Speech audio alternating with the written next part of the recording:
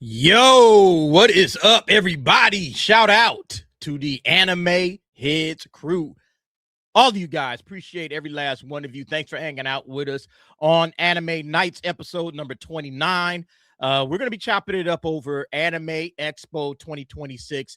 The full schedule has been released, and so we're going to do a quick preview of that. Name and I will, of course, be at Anime Expo this year, just like we always are, but we're still waiting to hear, excuse me, if we're going to have our fan panel, because we do normally have a fan panel at anime conventions. Matsuri for sure, Anime Expo. We are trying to get that one cracking off.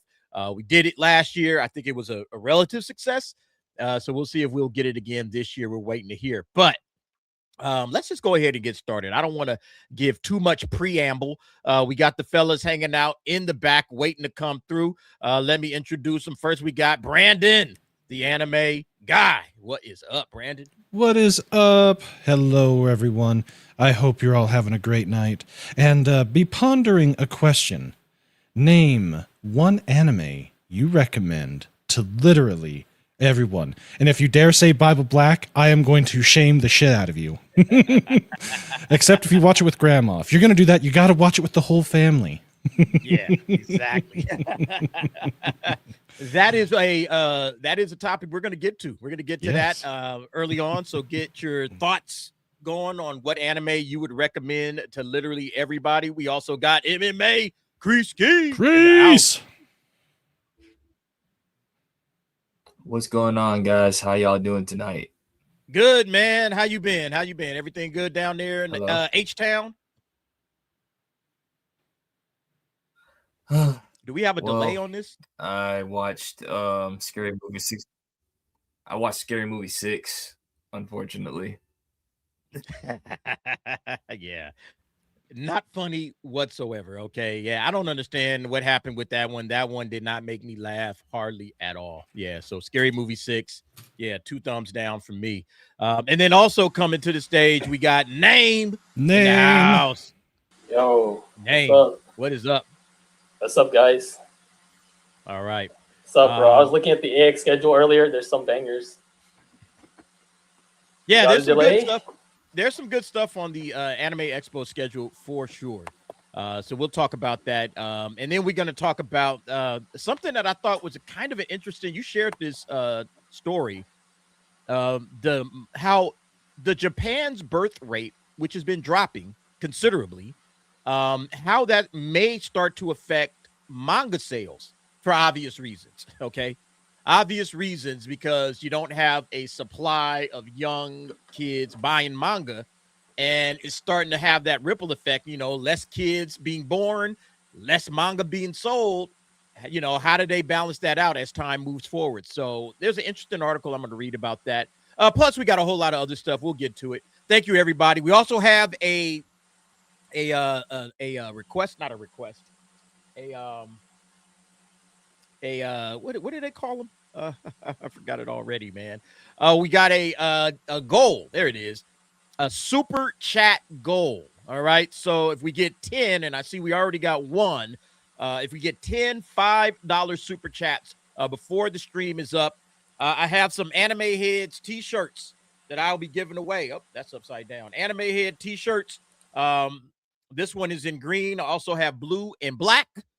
So that's the goal. If we hit the goal, we'll do the spin. Oh, wait, Angel's not here. We'll figure it out. All right, we'll figure it out. But yeah, if we hit the goal, we're going to give away a couple of shirts. So you guys make that happen, and then we'll make it happen. But thank you very much, regardless of whether we win it or not. Let's go ahead and have some fun tonight. Hit the like button. All right, 27 cats in the chat. Let's keep building. I see also some of you guys over there on Anime Heads. All right. Which is the official channel. All right. Mine is just kind of a spinoff of Anime Heads. So if you could, and if you're on Anime Heads, go ahead, jump on over there. If you're already subscribed, hit the like button over there. We are trying to build up our watch hours so that way we can get things cracking on that channel. Thank you very much, everybody. You guys are awesome. Yeah, let me just go ahead and start with the first topic. This one, it's not a real topic. It's just something that I'm kind of excited about. Stellar Blade Blood Rain dropped a new game key visual. If y'all know anything about Stellar Blade, man, that game is absolutely fantastic. It'll And literally we got a new it'll literally set your ass on fire. Yes, indeed. Yes. I think Crease might be trying to come through on a different thing. Let me drop him out so he can come back. He's trying to reconnect with us. But yeah, I just saw the preview of this. It looks absolutely excellent. Did either of you guys play Stellar Blade? Yeah, I have it on the PC. I haven't played it all that much, but I more or less got it just for tech demo and seeing where things are. And holy shit, they're one of the few that actually knew how to make Unreal Engine not suck. It's bloody fantastic. It's a good game, not the best, but of course, when you got the jiggle physics, you can get away with a few things. But it as far as a game, it's definitely a solid 8, 8.5, and for the right people, 9, 9.5. Definitely, they don't pull any punches with their beauty standards, and I'm fine with that. I like it a lot. Unlike here in the West, where we like to uglify everybody, they didn't do that with Stellar Blade, and that's one thing that I absolutely appreciated. And beautiful, shapely women, I was all on board. I'm like, perfect. And I love the game. I didn't finish the game, although I did get pretty far along. But yeah, it's an excellent game. So something that I'm looking forward to. Not a gamer. I mean, I don't have the hardware to play it, but come on, DA. I know you're waiting for that new God of War over this one. You mean the God of Sandwiches or the Hag of War? God of Laundry? Or taking the Wabbajack and beating the shit out of her? Yeah. No. There's a reason why I despise Sony with absolute massive hatred and vitriol. And I'm typically not a very angry person. I typically don't hate that much, but yeah. My hatred and everything for Sony is peaked. Absolutely peaked out. I can't stand them. Don't blame you. Don't blame you at all. All right. So yeah, that was just a real quick one. We can skip on past that. Let's go ahead to the topics. We do this every week. The top 10 anime of week 9 as determined by Anime Corner. ReZero season 4 takes the top for the 6th time this season, which Witch Hat and Classroom of the Elite season 4 just behind it. So here's the top 10. We got ReZero season 4, Witch Hat Atelier, Classroom of the Elite season 4, Demons of the Shadow Realm, Wistoria Wand and Sword season 2, Dr. Stone season 4. I Made Friends with the Second Prettiest Girl in My Class at 7, Marriage Toxin at 8, The Ramparts of Ice at 9, and Agent of the Four Seasons at 10. Not too much movement. Everything kind of stayed in this top 10. It's like the same top 10, just shuffled around a little bit. Nothing fell out. Nothing jumped in. So I was like, okay. Out of all these seasons that you're actually watching, which ones are working for you if you're watching it? I still haven't caught up with Witch Hat. I still haven't caught up with Wistoria. I don't have any of the others on here, so I am not the one to ask. But having said that, probably the one that is still the best is still ReZero. From the people that I know that I do hang around that have watched it, yeah, they absolutely love that one. But as far as brand new shows that are absolutely completely new, besides your usual suspects here, I have been thoroughly entertained with everything else I've been watching. So. Yeah. Okay. Cool. Name? Anything on here that's like Brandon? I gotta catch up on Witch Hat, Demons of the Shadow Realm. I gotta catch up on, but both are pretty good. I'm like only one episode behind on I Made Friends with the Second Prettiest Girl, but that's actually a pretty decent rom-com. It's actually one of the better ones this season. But Ramparts of Ice I need to catch up on too. And I heard Marriage Toxin. You really like that one, so. I was about to, Marriage Toxin to me is a highly underrated anime. I mean, not underrated from the sense nobody's heard about it, but I feel like a lot of people aren't really checking for it. I really, really am enjoying Marriage Toxin a lot, along with Demons of the Shadow Realm. Demons of the Shadow Realm is kicking ass. A Liar Game, I bring it up every week. Liar Game is good. All right. It's good. It's not great, but it's really good. I find the main character adorable, but also a complete idiot. So that's kind of helps it a little bit. She's an absolute moron, but that's part of the charm. And she keeps getting used and abused by everybody in her because they're playing a Squid Game style game, and it's all about being distrustful. It's called the Liar Game. For whatever reason, they can't figure it out.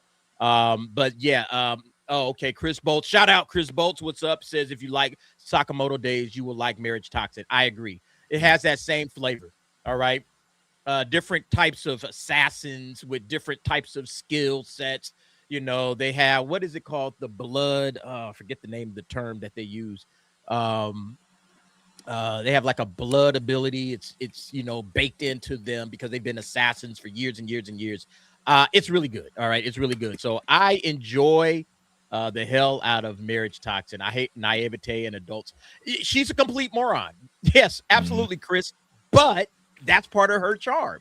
And that's why I like it. That's why I like it. I like the fact that she's an idiot and she keeps getting used. And then it takes the other guy that comes in. I can't remember his name either, but it takes him to come in and kind of straighten everything up. So I'm digging that. It's an easy watch. All right. You watch, you know, just move on to the next.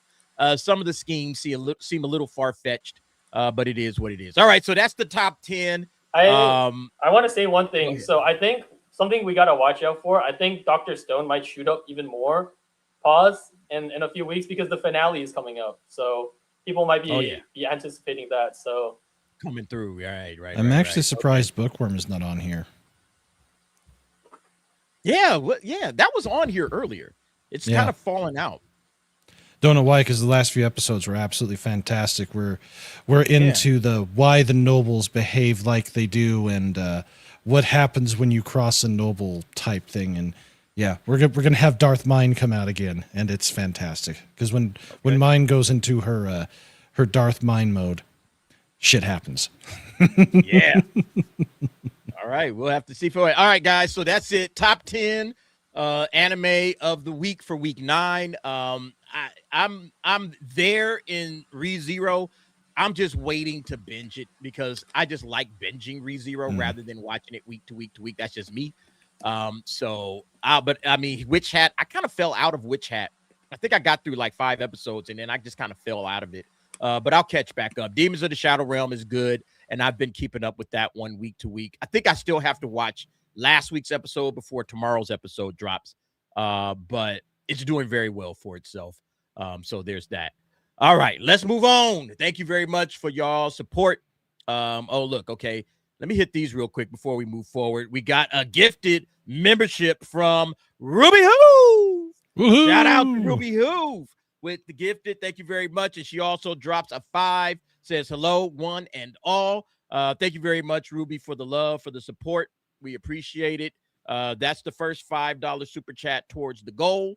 All right. If we get 9 more, we're giving away 2 t-shirts. All right. Not 1, but 2. All right. And you get to pick the color that you want. All right. Now, first come, first serve, because we got 3 colors. Actually, I got 2 colors. I got 2 greens, 2 blacks, 1 blue. So we'll let you guys figure that out. But thank you very much, Ruby, for the gifted. Much love to you. All right. Let's talk about this, man. This one is interesting. And again, going back to our constant global conversation, right now, 1 in 5 Americans watch anime, says Forbes. Wow. 1 in 5. All right. And it comes from this article right here on Forbes. 1 in 5 Americans now watches anime, according to a new global survey. So this came out actually last week. And I'm just going to kind of read through it. Not the whole thing, but just read through some of it so you can get an idea of what's going on. Japanese animation or anime has been outgrowing its niche fan base in the Western Hemisphere for more than a decade, but a new report shows the extent to which it has become mainstream just in the past 5 years. According to a study by Gem Partners, a Tokyo-based analytics firm focused on the entertainment industry, the U.S. has seen anime viewership more than double between 2020 and 2025, hitting 22% in the latest data released by the company. The report surveyed over 15,000 direct respondents aged 13 to 65 worldwide across 15 major markets and covers the years 2020 to 2025. Prior to the pandemic, just about 10% of Americans regularly watched anime, which includes everything from all ages adventures like One Piece, Sailor Moon, and Dragon Ball to intense adult-themed horror, crime, and drama and science fiction. But the last 5 years, viewership increased at a CAGR of 17%, driven in part by a high-stakes competition for content among streaming platforms, including Netflix, Prime Video, and Sony's anime-focused Crunchyroll service. So we kind of been talking about this. Anime is growing by leaps and bounds. It's getting absolutely nuts. And people seem to be watching it more and more and more. They did respondents from the ages of 13 to 65. So that pretty much covers everybody that's watching any kind of entertainment, whether it's TV, whether it's movies, et cetera, and so forth. So what do you guys think about this? Your thoughts when you hear that anime is growing this fast in the West? Brandon, we'll let you go first. Well, it's good that it's growing, and it's bad that it's growing, because we obviously see what some of the people that it has drawn into the mix. Some of the more, let's say, special people, the blue sky people, the people that absolutely have TikTok brain and or are just plain stupid. So it is good because, you know, the Japanese, they're losing their population. They got to, as their prime minister said, it is a major export of theirs. It's one of their prime industries. They've got to. There's two parts to this that have to be fixed, in my opinion, besides the growth. The Japanese have got to start having fun again and not being so damn scared to talk to each other. That's one. And two, yes, making sure that any of the wankers that do try to say, you got to do this to make the anime be more like what I want, tell them to go fuck themselves. Continually always shame them. That's what we've got to do, because otherwise we have like what we had with the Gachiakuta creator and all the bullshit from that. We don't have to tolerate that. They don't have to tolerate that. And I'm hoping that they keep not tolerating it and just keep doing their thing.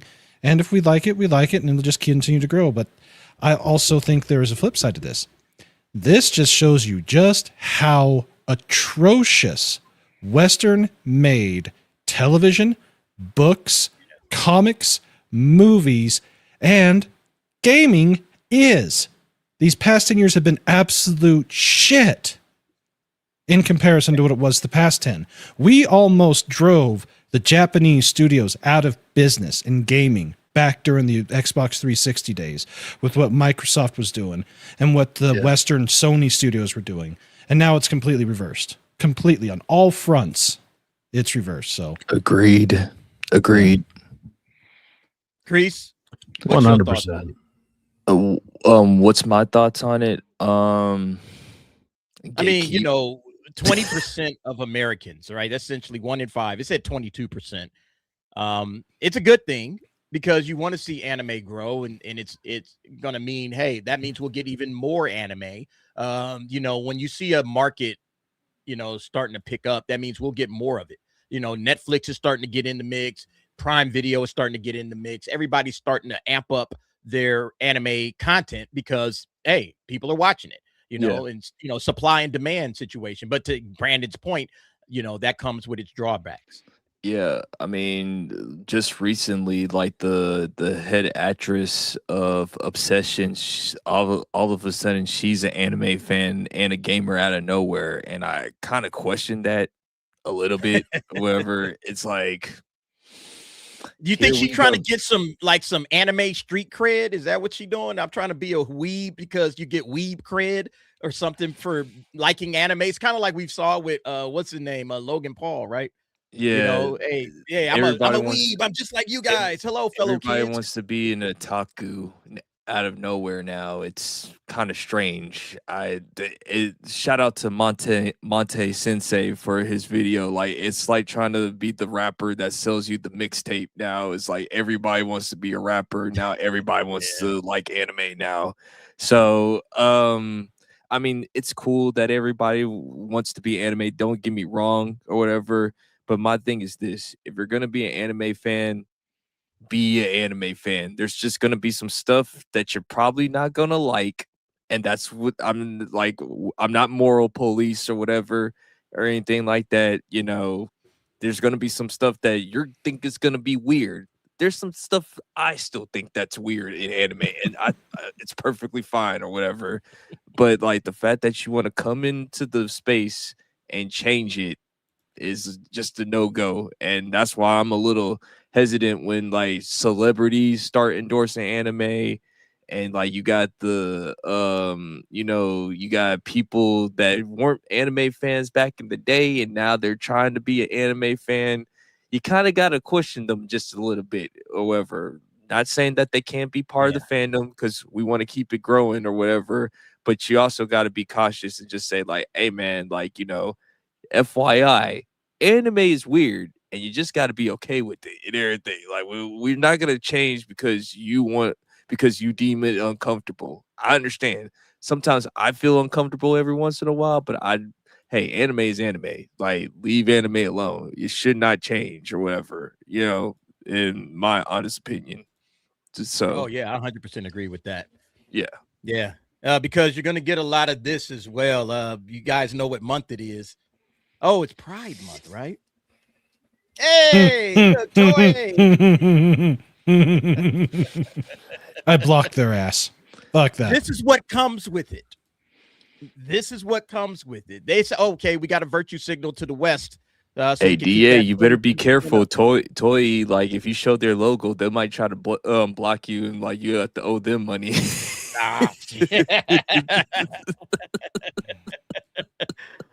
Cyfax, your thoughts on the growth of anime, you know, the good, the bad, and the ugly. This, in my opinion, is the ugly. Well, I mean, Brandon touched on pretty much a lot of it, but I'll say this. Look, I mean, it says a lot when people in Western countries and stuff are willing to go out of their way to go to a medium that they have to read.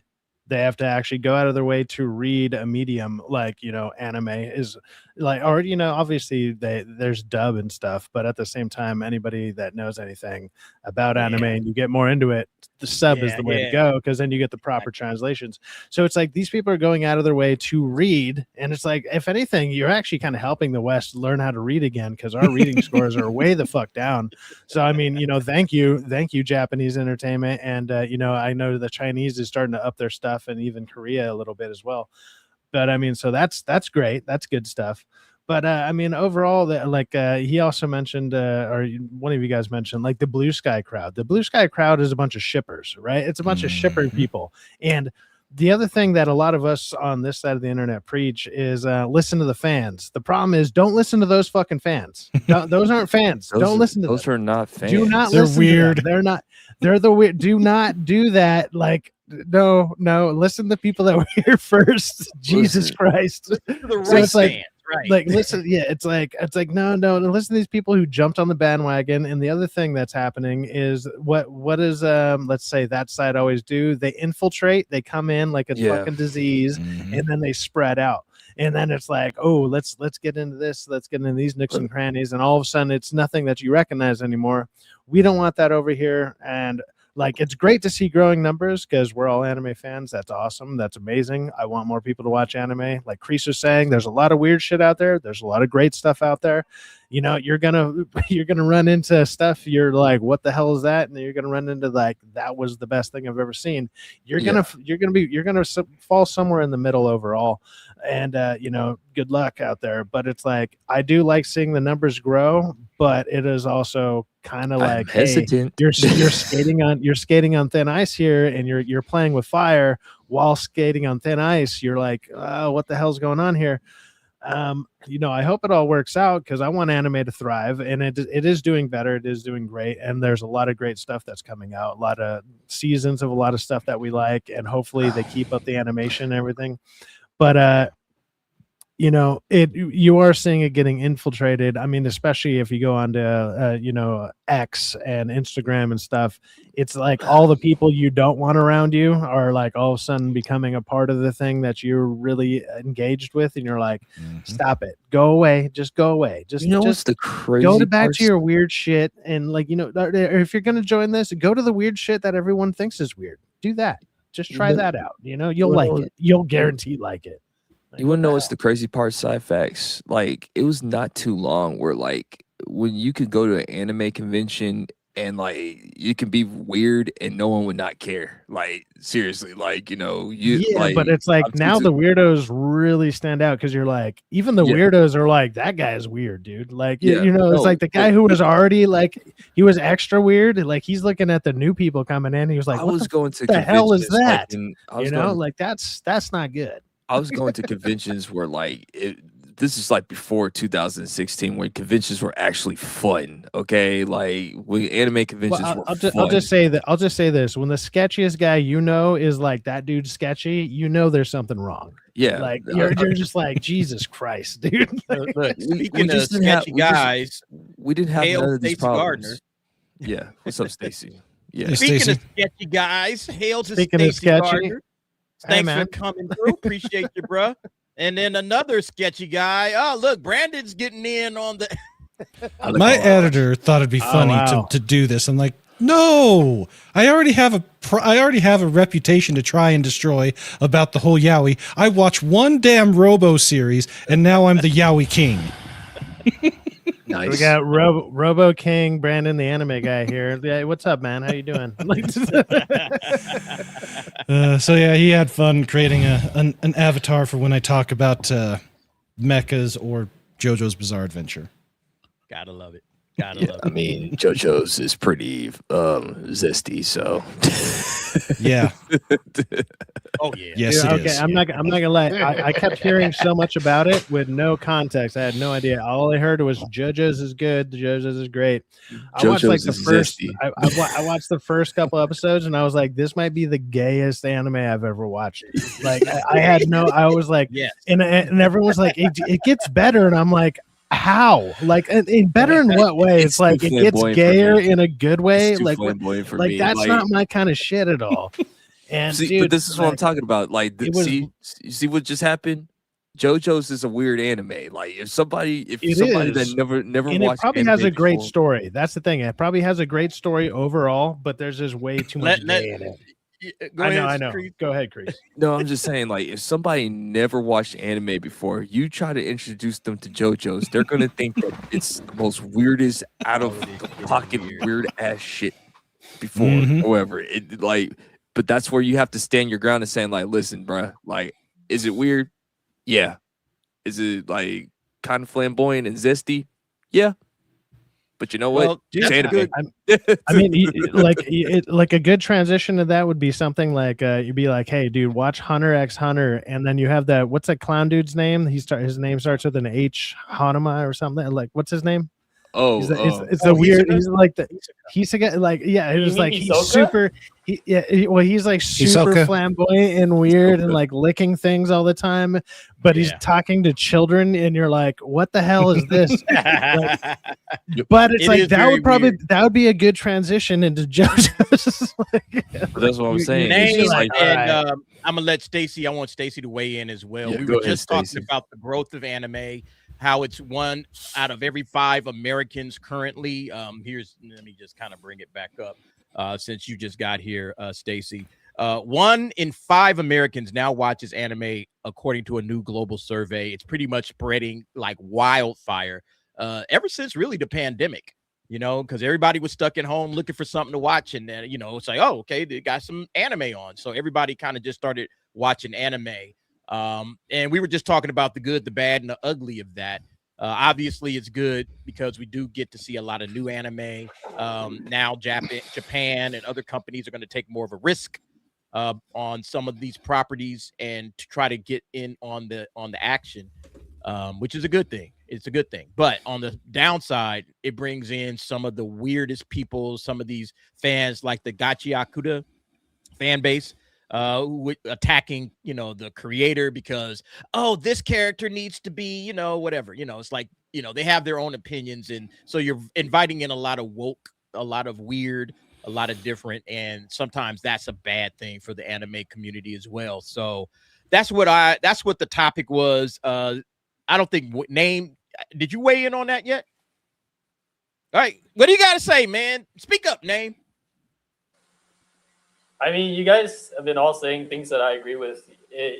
And it's, to Cyfax's point, I feel like the Crunchyroll numbers, when I was looking at them, I think Netflix said this too. Most of their user base that engage with anime, they still do prefer the dub. So, they're not reading. They're just not reading. But hey, Dub King's up here, baby. Dub King's right here.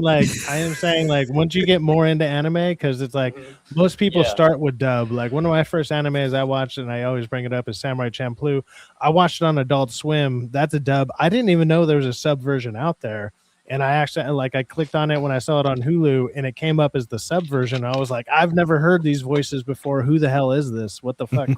But it's like I watched on Adult Swim. I think a lot of my generation was introduced to anime during Adult Swim. Like they had animes that they'd play. They even had Perfect Hair Forever, which I reference all the time, which is it made fun of anime, and it was they made fun of the old creepy grandpa dude and all this stuff. It was little 7-minute short little videos that were, in my opinion, super funny. And it's if you haven't seen it, go check it out. Let me tell you really something. Funny. I'm a long time. There's a lot of shit like that. I'm a long time dub fan. You will never get me to switch. Well, the one that got to me recently that I've been trying to watch was Black Clover, and it was because the kid's voice the kid's voice at the beginning, the first 10 to 15 episodes, the main character, his voice is so whiny and screechy. I was like, I can't fucking do this. And I tried it in dub and sub, and I was like, and there were it's every Wizard post Naruto. that I read, I was like, does this get better? Well, it's Hogwarts. It's Wizard Naruto. It's Wizard exactly. Naruto. It's literally that. But in a way, that's actually true, because I can't. Asta was take any basic anime protagonist in the shonen genre. Asta was 3 times them. Okay. Yeah, he was just yelling the whole time. That's how I was just bad man, dude, it was bad. But it's apparently he gets more calmed down or whatever. He does. As you go through, he gets a lot better. He's not. I hear it's good, but it's it's pretty good. I can't get past it, dude. It's pretty good. Dude, there's YouTubers' voices that just their normal speaking voice. They're not even yelling, and I'm like, I can't fucking listen to this dude. And they have good points, and I'm like, they're like, this guy made a good point. I'm like, I can't. Yeah. I just. I'm being honest. I'm an audio person, man. I'm a musician. That shit gets to me real quick. I will be, when I say I'm the king of the dubs, I'm literally the king of the dubs. My dyslexia is so bad, bro. I could never keep up with subtitles to save my life. All right, in that case, you'll be in good company, because one of the shorts from this season, the dude that becomes the coach of the volleyball team, is getting dubbed on Ocean Vale. Oh Lord, you're in for a treat with that one. You kidding me? Hold on one second. I'll pop it up. I'll switch my screen share. I'll show it to you, because when I saw that Ocean Vale is doing a dub of it, I about shit myself laughing so hard at it. It's this one, and I don't typically go for this type of show, mainly because Are you talking about, do you like big girls? Yes. I just saw it. Brandon, are you talking about, do you like, oh my God. Mm-hmm. I have all 8 books. Oh God. I think I think Stacey got a little bit of I don't know what it is. Oh my God. Do you like big girls? Ooh. Yeah, it's on Ocean Vale, and Ocean Vale has a Twitter account. They've got over 10,000 followers, and they just in the past hour or two posted, "We're dubbing this." I'm like, oh shit. No. Yeah, this makes this isn't quite to the level of the full on pervy, but it's how can I put it? If you watch it, you'll understand. That's all I'm It's gonna one say. Brandon, why do I feel like every book behind you? If you've seen every book behind you, I'm sorry, Brandon, does every book behind you also count as a 23andMe DNA test? What No. what are you doing with these animes that you're watching? Like, Jesus Christ, brother. Hey, look, we got a poll Okay, up. All right. to anyone who I put it in the poll real quick. I just put a poll up for the chat. So chat, sound off. Is anime's growth in the West a good thing or a bad thing? Okay. So far we only got 7 votes. So try to pump it up, get those votes going. That's on my channel, all right, not on Anime Heads. Is anime's growth in the West a good thing or a bad thing?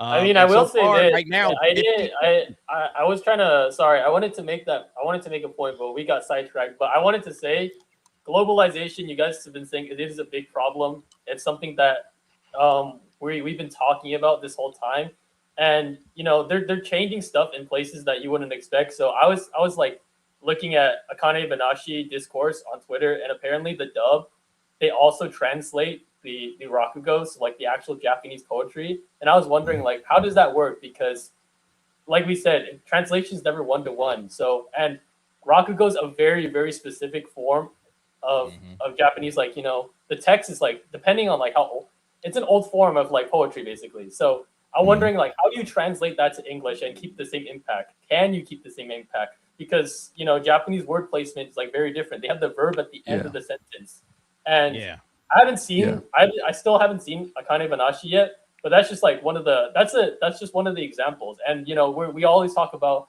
They put it up earlier. Toei putting the Pride Month stuff, whereas the original Toei, the Japanese account, they're still posting like anime news. That's what they're focused on. But Crunchyroll, they have a whole Pride Month like highlight. They're pushing that stuff. They're like, Happy Pride Month. We're putting Given out in the theaters instead of just advertising Given as a good movie. It's like I said, no one likes localization. To that point, name, because like this is like, and let me share that too, because over in Japan, right, this is what they're doing in Japan. This guy had posted it up. It's clear what's more important between Toei Japan and Global Toei. So on their channel, they're just posting about anime. All right. Yeah, here's the releases. Here's what we're doing for Toei Japan. But then we get the Happy Pride Month shit. Right? Like that's the difference, because this is what people in the West will care about. And so it does kind of bring that to the, it's a stark reminder that this is what they're interested in doing with the West, or this is how they're trying to make sure that the West is brought into the fold. Hey, we got to cater to these guys. We got to pander to them with this Pride Month stuff, where they're not doing that elsewhere. So, that's a good reminder of that. Mm-hmm. Yeah. Well, I mean, if they should take anything from the West, they should look at stuff like Budweiser and Target and all these people that got boycotted for that bullshit and realize that's a terrible idea. I mean, look, if you're going to look to the West for anything, it definitely shouldn't be their media growth. Like, how do you grow your media? Whatever you're doing is already working. Your media is growing just fine without any of the Western help at all. The only Western help is because actually the Western help, you should be be encouraging the West to keep doing what it's doing, because it only grows your market, because the West is so shitty at what you're doing. Mm-hmm. Localization is Japan's just a problem. Hollywood. It's a perfect example of what not to do. And so just do the opposite of what the West is doing and you'll be fine. Like that's what that says. That's what it should say to every other market out there. Just do the opposite of what they're doing. Ta-da. Could not agree more. All right, let's keep the conversation going in a different direction. But before we do, Dragon Master Zero dropped shout out, bro. Sticker. Shout out to Dragon Master Zero. Supports all the channels. Thank you very much, brother. He's got a flying pair flying through the air. Super pair. Stickers are always awesome, man. Hey, Dragon Master, appreciate it, man. He's also one of the mods on the channel. So everybody give it up for Dragon Master Zero, as I'm about to do, especially if you are a member. Members can say thank Shout you out to Dragon and Master. an emoji. So I'm gonna give Dragon Master Zero his flowers. Thank you, brother. I appreciate it. Also, I forgot to give Ruby Hoove hers. Let me lace Ruby Hoove up as well. All right. Thank you for the support, guys. I really do appreciate it. Helps out the channel a lot. All right. And thank you very much, Dragon Master Zero, for the 10. Let's say thank you to those that have dropped gifteds and super chat so far before we get on to the next topic. Here we go.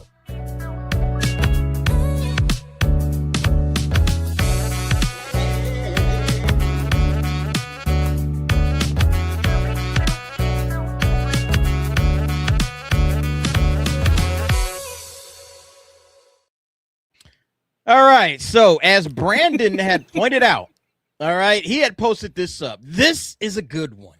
All right. And here is the question for the panel and for everybody else out there. Feel free to respond. Name one anime you recommend to literally everyone. All right. Brandon, you got a lot of responses on this post, man. This was a very, very interesting post. I was reading through it. I was like, oh, okay. I'm gonna let you go first, though.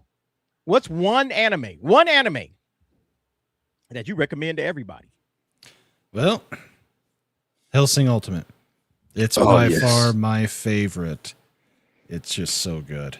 Don't know why the thing's not updating. I've changed the screen on it. Let me reshare it here. Oh, no. You know what? I'm sorry. That's me. I was sharing my screen. I was sharing my screen. All right, let me share yours.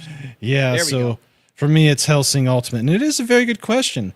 I am very shocked at how many replies I've got, because normally when I post something, I'm normally telling someone to go do stuff with themselves. So this was a change of pace for me, and yeah, ton of good response. So yeah, of course I started with that, but then just looking through some of the responses, and yeah, every single one of these I can see as being a good one. And then we get some of the more heartfelt ones, the Miyazaki movies.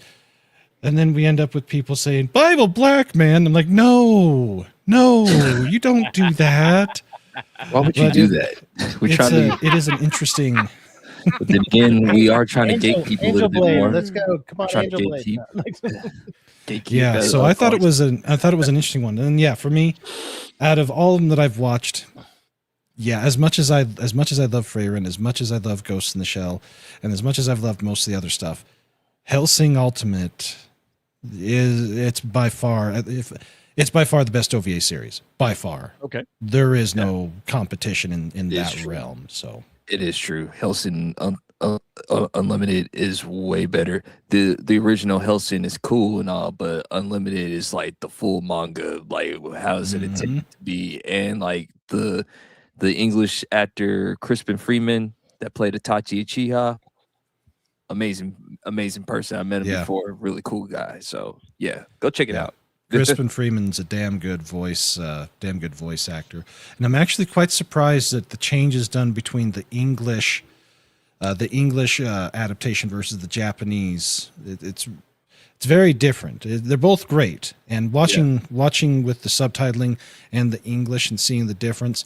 Yeah, I'm good with what they've done for both. So if you want to basically watch it twice and have a different experience, yeah, that's the way to do it. And all these that are coming up, they're all fantastic. That's the best part about anime is we have so much fantastic. No.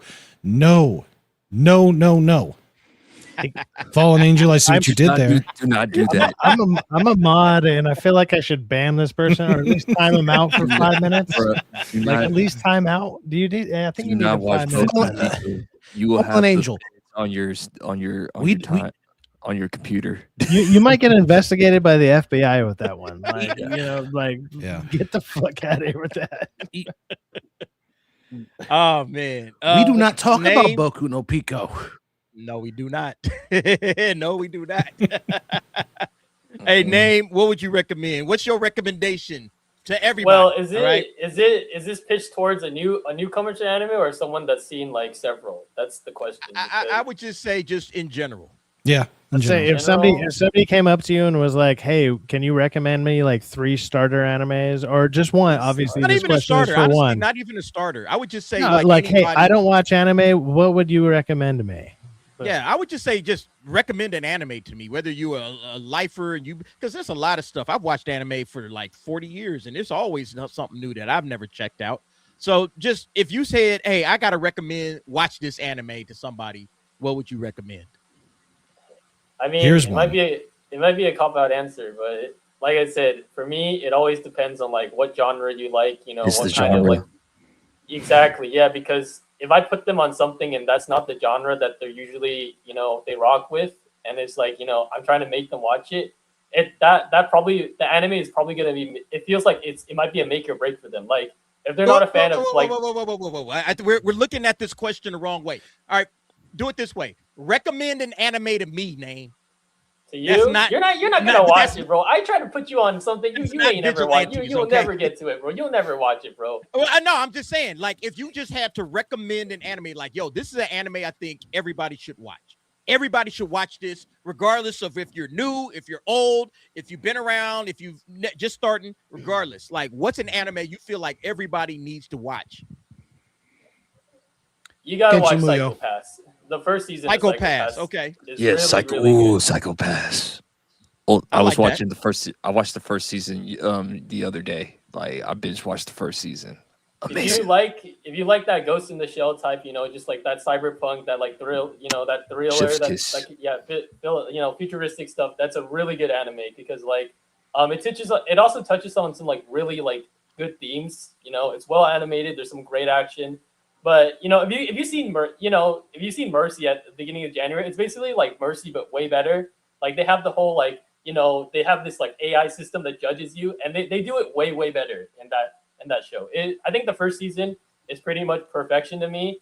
I like the other seasons too, but that first season is just magical. It's 25 episodes, but dude, it like once you get to like the midway point in the season, oh dude, it's just like.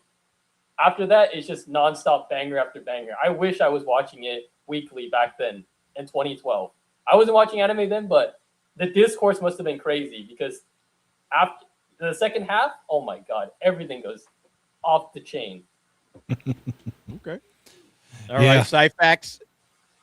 Give me yours. No Legend of the Overfiend. No. Why? If your father had a subscription to Penthouse, fine. But no. What say you, Sci-Fax? It's that bad. For me, it's easy. It's always going to be like the easiest one for me to recommend to anybody is always going to be Samurai Champloo. I think it's the easy, like it's like an easy starter anime. It has all the anime tropes that are in it, and then if you watch the Americanized version, which is what I first saw it as, it's gonna have hip hop music. It has all this stuff. Like you're gonna be able to see all the tropes, all the stuff. It has a decent storyline. It's only like 24, 26 episodes that are all less than 20 minutes. You get a good coherent story. You get great characters. You get great development. There's some amazing action in it that you still don't even see to this day. Like they use their environment to like battle and stuff. Like, it's just like, I don't know, for me, I always recommend that first in general, whether you've seen anime or you're new to it or you're a veteran of it, but you haven't seen that one. Every time that I have this tattoo, I have a tattoo of all three main characters on me. Everyone just says the first one, they're always just like, oh, that's Spike Spiegel. The same creator did create that, or like he helped in some way or whatever. Yeah, so they always think it's Cowboy Bebop, and I'm like, no, it's Samurai Champloo. And they're like, oh yeah, I've been meaning to watch that. And I'm like, you should. I actually think it's better, but that's just me. But that's going to be my first go-to every time. So that's an easy question. I think that's a good one. That's a good one. Crease. Okay, so I always say this. My favorite one will always be Yu Yu Hakusho. That's always going to be number one. It will always be number one in my heart. So yes, that's my favorite one. But if we're going based off of recommendations to get people into anime, Death Note, always Death Note. Like you can never go wrong. Death with this. Note's like everybody. Death Note's like starter, like that's like your starter Pokemon anime right there. Like it'd be like, hey, here's Pikachu of anime. If you got Death Note. If they don't like Death Note, it's gonna be really hard. That's how I see it. But yeah, Yu Yu Hakusho, favorite anime of all time. But this is way too long for beginners. But will always recommend Death Note because it's like only 37 episodes, and like yeah, that's the thing about Death Note. It's like you can watch it, and it's not like 5 seasons or some. It's like, hey, it's a limited series. You watch it, it's done. And then you can say, okay, where do I go from here? All right. It's pretty much it's pretty much like if Batman and the Joker were Japanese. That's like the best way I can like. I like that. I like that comparison. That's kind of cool. Because like that little back and forth with L and Light. I like that. L and Light are like Batman and Joker, and they both switch roles because there's times where L will do anything to do anything to like find Akira or whatever, and like Light is like he'll do anything to beat L. So it's really a great cat and mouse game. So yeah, Death Note, you can never go wrong with this anime. If they don't like Death Note, it's gonna get them really. It's probably over. Yeah, they ain't gonna rock with anime at that point. But I mean, Death Note's just a good story, period. So I mean, if you don't like Death Note, you must not like good stories. And that's the thing. Like the stuff that we're kind of recommending it. Like my first thought when I read that was like, hey, what would you recommend to somebody who's never seen something before? And it's like, here's an easy, light story to digest while understanding. Like you're gonna get some of the tropes that are in anime. Like they're gonna be there, and you'll be like, oh, like, well, that was kind of weird. Like, why did that happen? And you're like, well, it's anime. You'll understand when you watch another one and you see the same trope in that too. And you're like, oh, this is just a thing they do to represent, like something as simple as like, a dude's nose bleeding because he saw like a hot woman or whatever. Like that's not something you register at first when you first see an anime. Like if you were to just see that, you're like, why the hell did his nose just start busting out blood 30 feet away from him? And it's like, oh no, that just means they saw a hot woman, or like they're in a weird situation. It's tropes like that you see it in something smaller, and they represent it a little smaller, and then you get into other animes and it just it blows up out of proportion, and you're like, okay, I get it. You got to kind of almost ease people into the baby step them into it.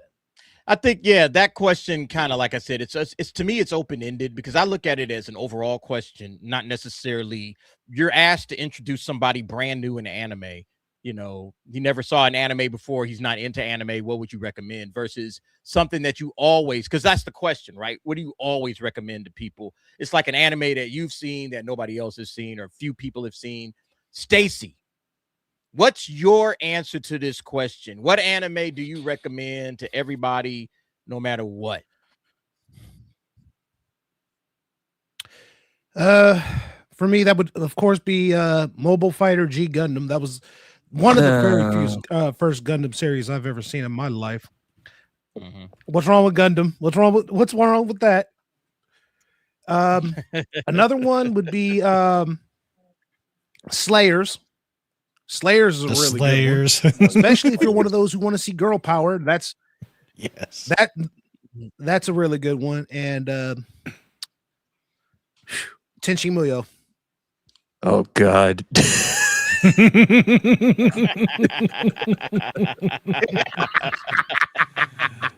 So many. If you want to talk about Sweet Home Alabama. If you want to talk about Gooner. wait, no. It's not even Gooner. Sweet Home Alabama has nothing on Tenchi Muyo. That's all I gotta say. Oh man, they there's some good. I see some good ones in the comments there. It says Attack on Titan is the easiest recommendation both for newcomers and OG anime fans. I mean, it is. It's a rough one, but it's a lot of violence in it. I don't know if it's I think for anime. like today's audience, with like the Game of Thrones kind of audience where like the extreme craziness happens real quickly, you're just like, what the fuck is this? And like it'll draw. I think that one is a good one to draw you in to be like, what is happening? How can I say you're not going to understand other stuff. Like, how can I say this? It's like when you try to talk to me about Attack on Titan or Solo Leveling, you're just like, you just don't want to hurt people's feelings. Like you like, because you already seen that story before, and you just like, you gotta let them down easy of just saying like, I mean, it's all right. Like, it's Yeah, those are tough, man. That would be a tough one. All right. Attack on Titans would be a really hard recommend because as soon as they see that, if you ain't talking to the right person, they're gonna be like, "What the hell did you just recommend?" If you're into geographical politics, then Attack on Titan and Gundam is your thing. Like, yeah. So Buddha Cafe asks, "What modern anime show do I recommend?" I mean, Frieren, Demon Slayer. You know, I mean, Frieren to me is the perfect anime. Like to recommend for modern anime, it's the perfect one. I couldn't. My Hero Academia after season 2. I was like, yeah, this is it. Okay, they get it. The storytelling, the character building, the slow pacing. I mean, the slow pacing might make some folks a little like, this is boring, but I think once you get into it, you can really lock in with Frieren. Frieren is my girl right here. Like I got the physical copies. I got the physical copies. Like, you that's know, on my list of things to do, of things to get. Just haven't done it yet. I do have to say I was rather surprised looking through the list again at all the different responses. I've got one up that was said by multiple people, and I would not have thought it. But who wouldn't want girls in Panzer? Who wouldn't want the tank girls who want to heighten up their femininity through tank combat? Why not? If you are into if you're in the NRA and you just want to see girls like shoot off guns, there you go. See, there's an anime for everybody. Yeah, I love it. It's a fantastic one. It really is. I was shocked. What about Blue Lagoon? Black Lagoon. Black Lagoon. Sorry. Oh yeah, Black Lagoon. If you're into that one, because that one's kind of like Sopranos. episodic. It's kind of episodic in the way that they do it. You know, it's like it all connects as one story, but it's like overall, it's like kind of mini stories in between one big story. Yeah, that could work for a lot of people nowadays. If you're into Sopranos, Black Lagoon. I mean, Black Lagoon is really underrated. Hell, the manga is actually really good, and I actually have all 13. I have all the mangas so far. I'm from what I've heard, Viz Media is talking about continuing. Hansel and I got a massive Revy tattoo right here because I love that character. The Hansel and Gretel arc, man, where when they went for Val Liga's men. Oh man. Yeah. God bless them kids. They didn't effed up messing with that Russian lady, man. Like, all right, let's move on. I kind of figured when I seen that, when I seen that, I was like, okay, I can tell this blonde head chick with the scar, automatic do not cross. I would cross Revy before I cross her. Yeah, Vanilliga ain't to play with, man. She will get her revenge by any means necessary, man. And she did. Hey, Dad. Yeah, Revy will just look good doing it. Jazz. We got a anniversary coming up. It's our anniversary, and it's none other than MAPPA celebrating their 15th anniversary on June 19. All right, Juneteenth. How about that, right? Anime King, one of the top studios right now, obviously, that's working. And of course, they've just partnered with Netflix, so they're gonna have some announcements. That's dropping in 2 weeks. All right, so we might cover that on Anime Nights and check out what it is that they actually announced. But they did share they will have new information on these 6 anime series: JJK, Jujutsu Kaisen, Attack on Titan, the final season. It's like, what possible announcement could you possibly have? More? I'm curious about that, so I'll be tuning in for finding out what's that all about. Chainsaw Man, the Assassin's Arc, Dorohedoro, Oblivion Battery, and Ranma. Okay, and I think there was one more. I had something up, and it was one more announcement that they made. Hold on, let me see if I can find it real quick. I'm surprised that they're still they're talking about Attack on Titan. I thought that was done. I thought it was done too.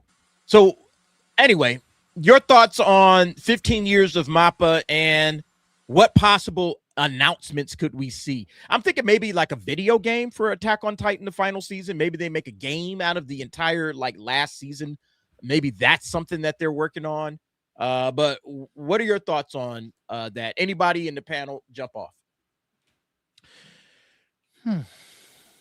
I got no opinion because all this stuff I haven't seen except Ranma, but my knowledge of Ranma would be based on the first series, not the reboot.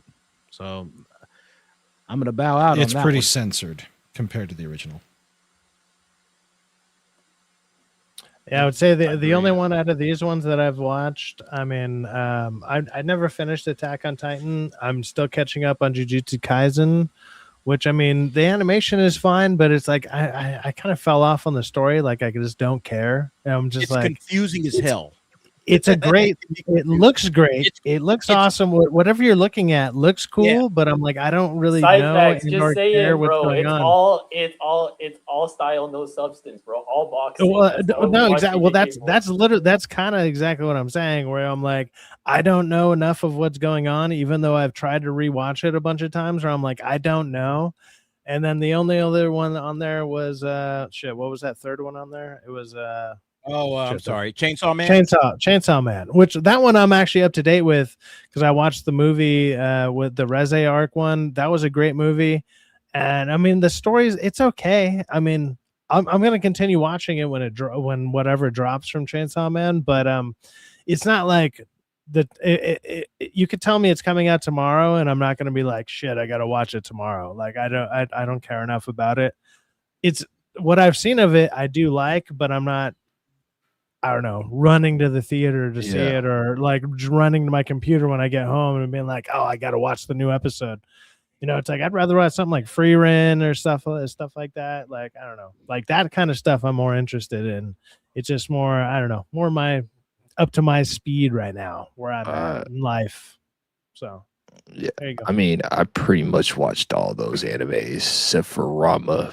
I've caught up with pretty much all of them on that list. Attack on Titan, I finished. Chainsaw Man, I'm caught up. Jujutsu Kaisen, I'm caught up. I mean, I'm really ready for Chainsaw Man. Like, I'm ready for season 2. Like, I love the movie. Yeah. I love the series. It was all good or whatever. Like, I think I want some more Chainsaw Man, to be honest with you.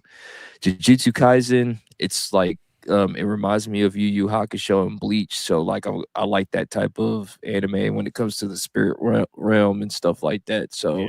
I'm excited for Jujutsu Kaisen.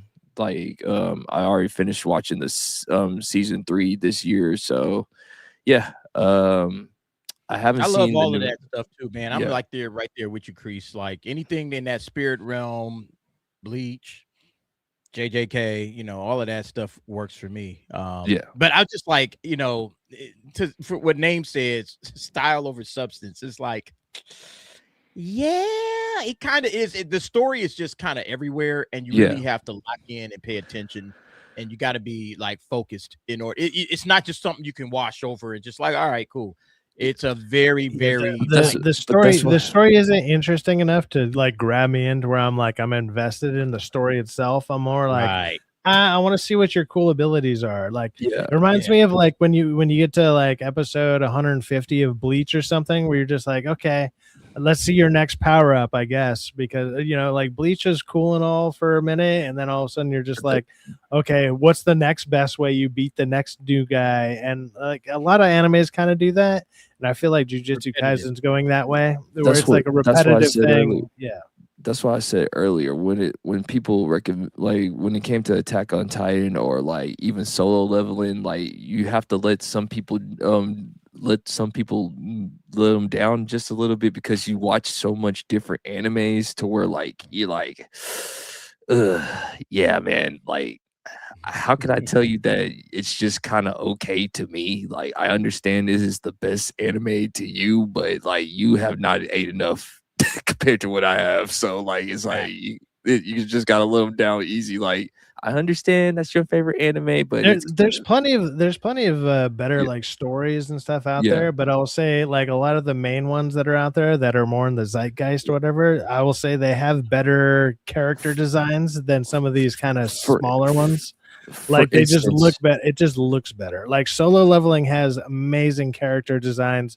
Whether you like the story or not, like the character designs, like the people or whatever, you're just like the false god alone, like that laughing god alone. It's iconic. Like you're never gonna forget that image.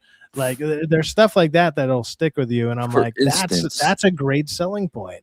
For instance, here's one other thing that an Anime Corner pointed out. Apparently, they will be announcing a new project as well, which probably is going to be something with Netflix, I'm guessing. We'll find out. But yeah, there it is. I mean, for JJ, for the big ones, how much news do you think they'll actually drop before Anime Expo? Because if they blow their load early, like what are they going to show at Anime Expo? Are they just going to have us there waiting in the line and reiterate like everything they said in the MAPPA stream? Like, man, people were really mad. Yeah. I know the JJK one for this MAPPA one, they have the Itadori voice actor there. So they might announce something, because you don't just, well, unless you're Crunchyroll, you don't just bring the actor out for no reason just to have them say like, oh, hey guys, I'm here. I think they'll probably drop like a little bit of hints, and then at the convention they'll go into it more detailed. Like they'll probably drop a picture or something, and then when you get there, you're like, "Oh wow!" So that's what that picture was leaning. My guess is right now they're gonna do casting announcements. Like this is the extent of their announcement. They'll announce like new cast. That's a big thing in Japan. Voice actors they love like teasing that because like sometimes let me try. I'll find the video later. It's when they announced the Escanor voice actor, everyone went crazy. But I think they'll save actual footage. They'll save actual footage for Anime Expo, if anything. Okay. Yeah, I mean, I'm interested to see what they do. What they do announce.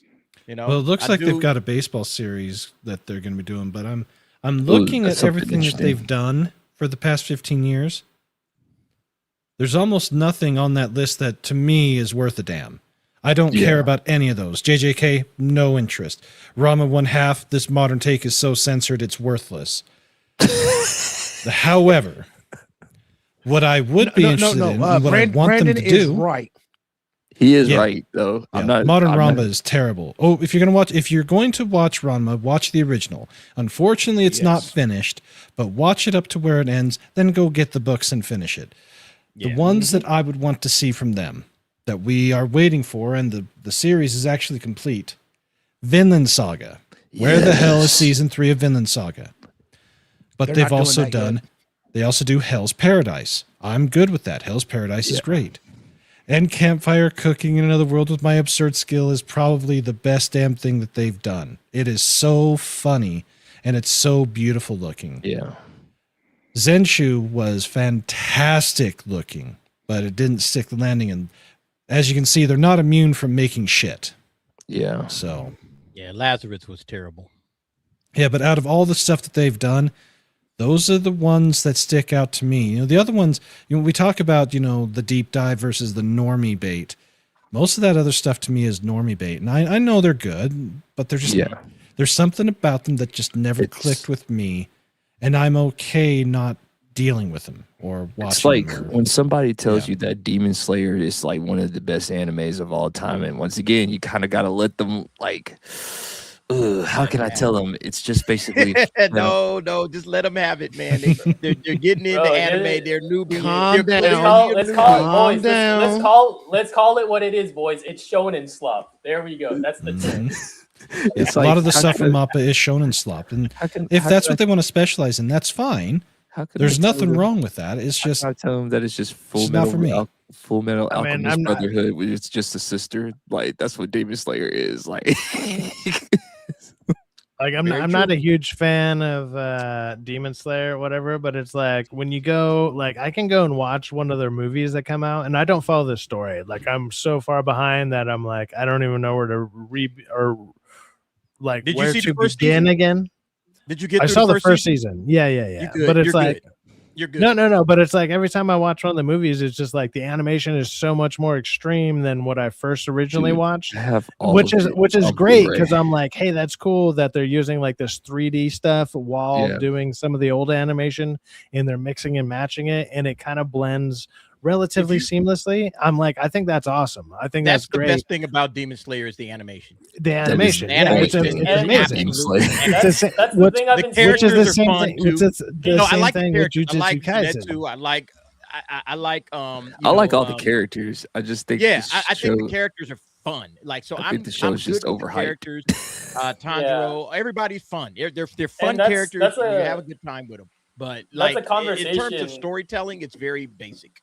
And that's a conversation that's been going around a few years. Is like with the globalization or like popularity of anime growing, are like these big shows that are popular, are they being gassed up because like, you know, they have good animation and that's enough to carry like a mediocre story?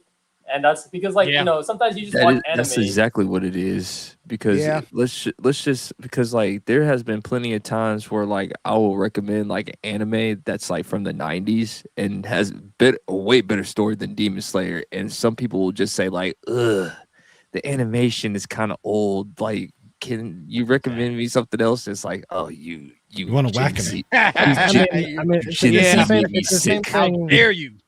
It's the same thing of watching like, you know, old movie recommendations or whatever. It's like you got to take a second to almost recalibrate your brain to be like, wait, let me get back to what this is. You know, it's like, let me get back to this, and then you're like, okay, cool. No, now I'm on this level again of like, you know, the visuals and whatnot.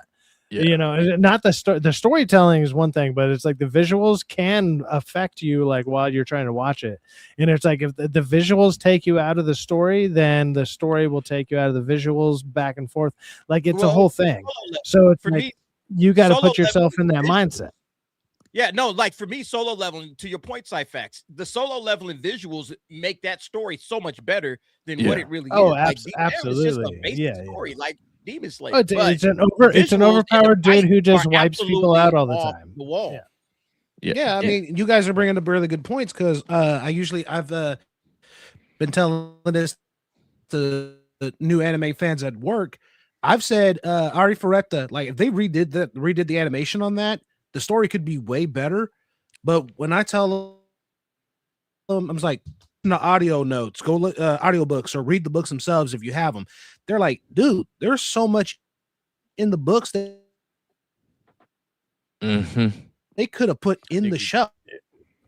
You're roboting out, dude. But they were trying to robot. But that's the thing when it comes to adaptations, you don't want a 1-to-1, but they tend to take liberties. And that's what's screwing a lot of the stories up.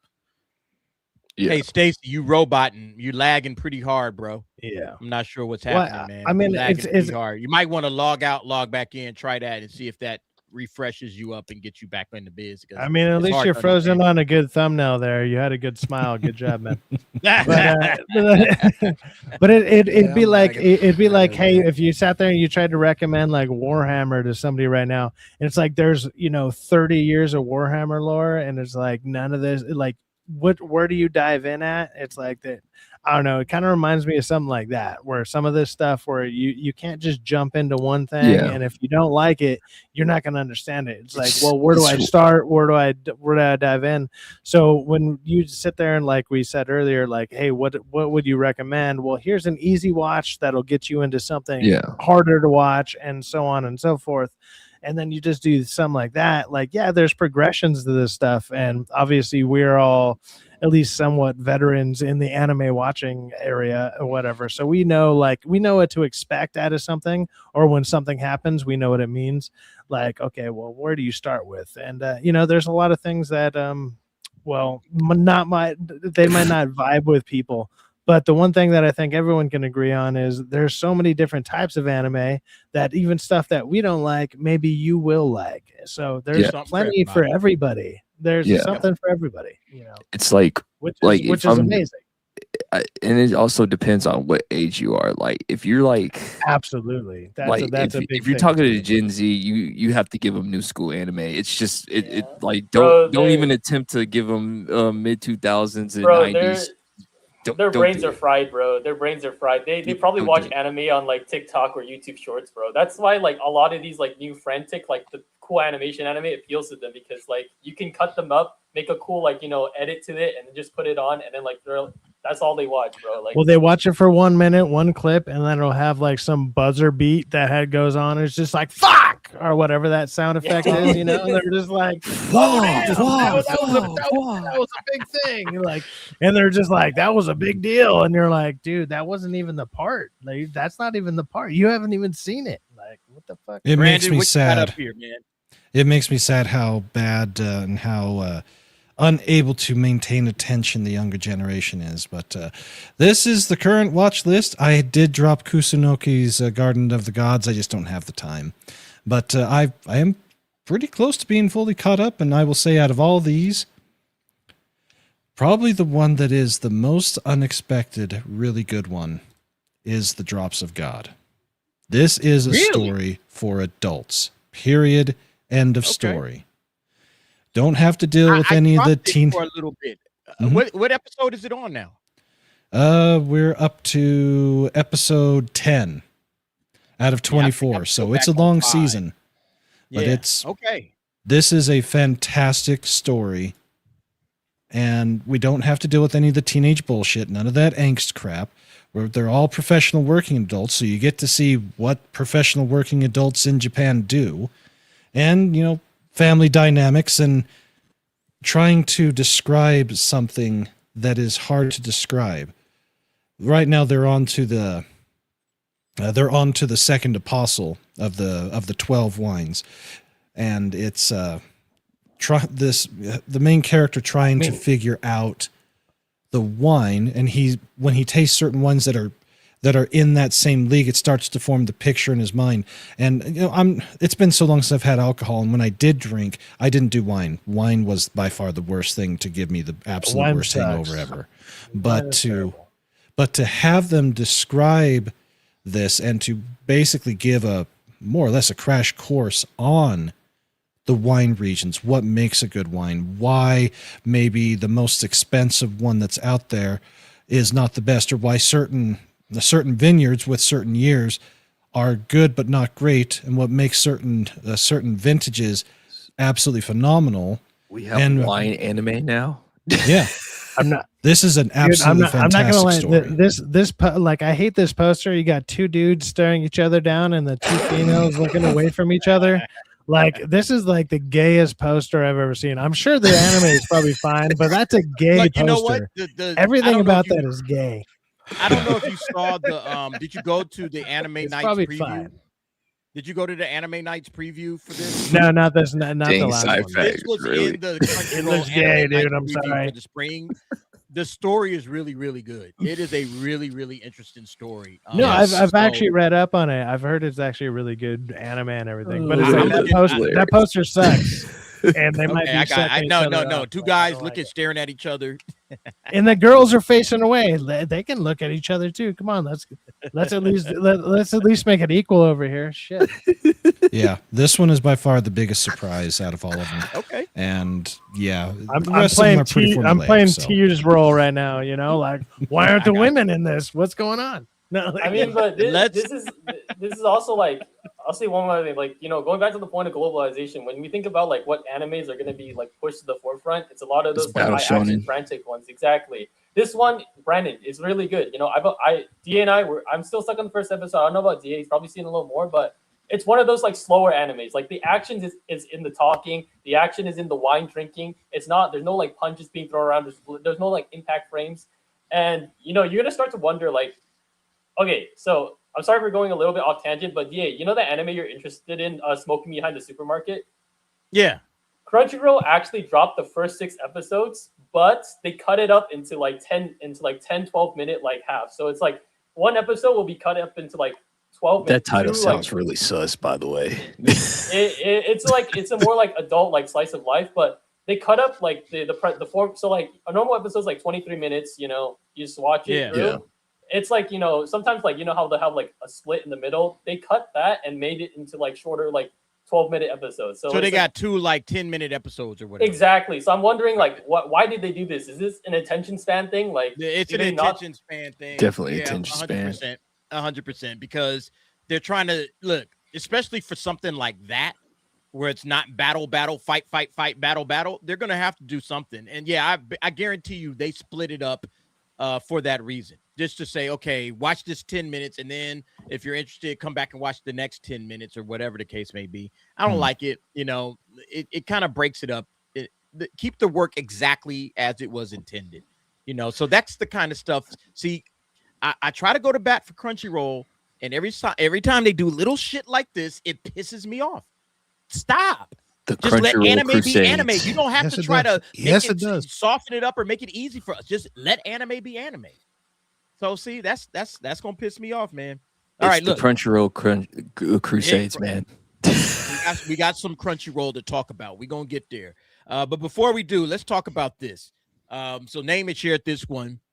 Viz Media doesn't know how to promote Bleach because why is this guy posted this up? Why is the last digital circus or the amazing digital circus? I think that's what he meant. Getting 4DX screenings and popcorn buckets before one of the big three. And both are getting distributed by Fathom Entertainment. Mind you, Bleach never had 4DX or IMAX screenings in theaters before. So basically what he's saying, this amazing digital circus, see it in, 4DX. And like as of yesterday, I think Thursday, it was the #1 movie in America. All right. It did better than Mando and Grogu. It did better than Obsession and He-Man and Scary Movie. It was I didn't the even know about this movie in the country yesterday, Thursday. Now I don't know about Friday. We'll see. I didn't know about this movie. Did you hear about it? Man, No, I did not hear No, I heard about it on Film Threat, and I mean, I can tell you the easy reason, like the easy reason is Digital Circus is it's a YouTuber thing, and they're backing YouTuber stuff right now, and they just happen to back this one that has a massive following. And don't get me wrong, Bleach does too. Bleach has a massive following, but it's a Japanese following that the Western people have relatively embraced. But Bleach has kind of died out in the last few years because they kind of ended their main series. Now they've done a few other smaller things with like Hulu. They did that like Thousand Blood arc or whatever the hell it was called. 1,000 Year Blood arc is amazing though. Yeah, it's very good. Don't get me wrong, that stuff's good. But they released it on Hulu, and they did. It's not as big, and it's like not as culturally relevant in the Western media, and like YouTube right now obviously is taken off. So these places like, well, I mean, like he just brought this up right here. It's like you got 3 things that are YouTuber based in the top 8, which is kind of crazy. That's great. But it's like obviously they're leaning towards the YouTuber stuff because they're starting to actually recognize YouTube as a legitimate source. Like YouTube and YouTubers this guy as a legitimate saying source of entertainment. It's regarding the promotion of anime movies. I think that's his point. It's like, hey, Viz Media, do you not know how to promote Bleach, or do you not know how to get Bleach on IMAX or on some of these PLF screens? Because the amazing digital circus, they got themselves in some 40X, and by doing that, that absolutely increases the box office for the film. Well, I mean, I thought it was an interesting conversation. I think that's. I don't want to dwell on it. It's not. I'm using it to kind of springboard to another conversation. But it is a kind of interest. Yeah, go ahead.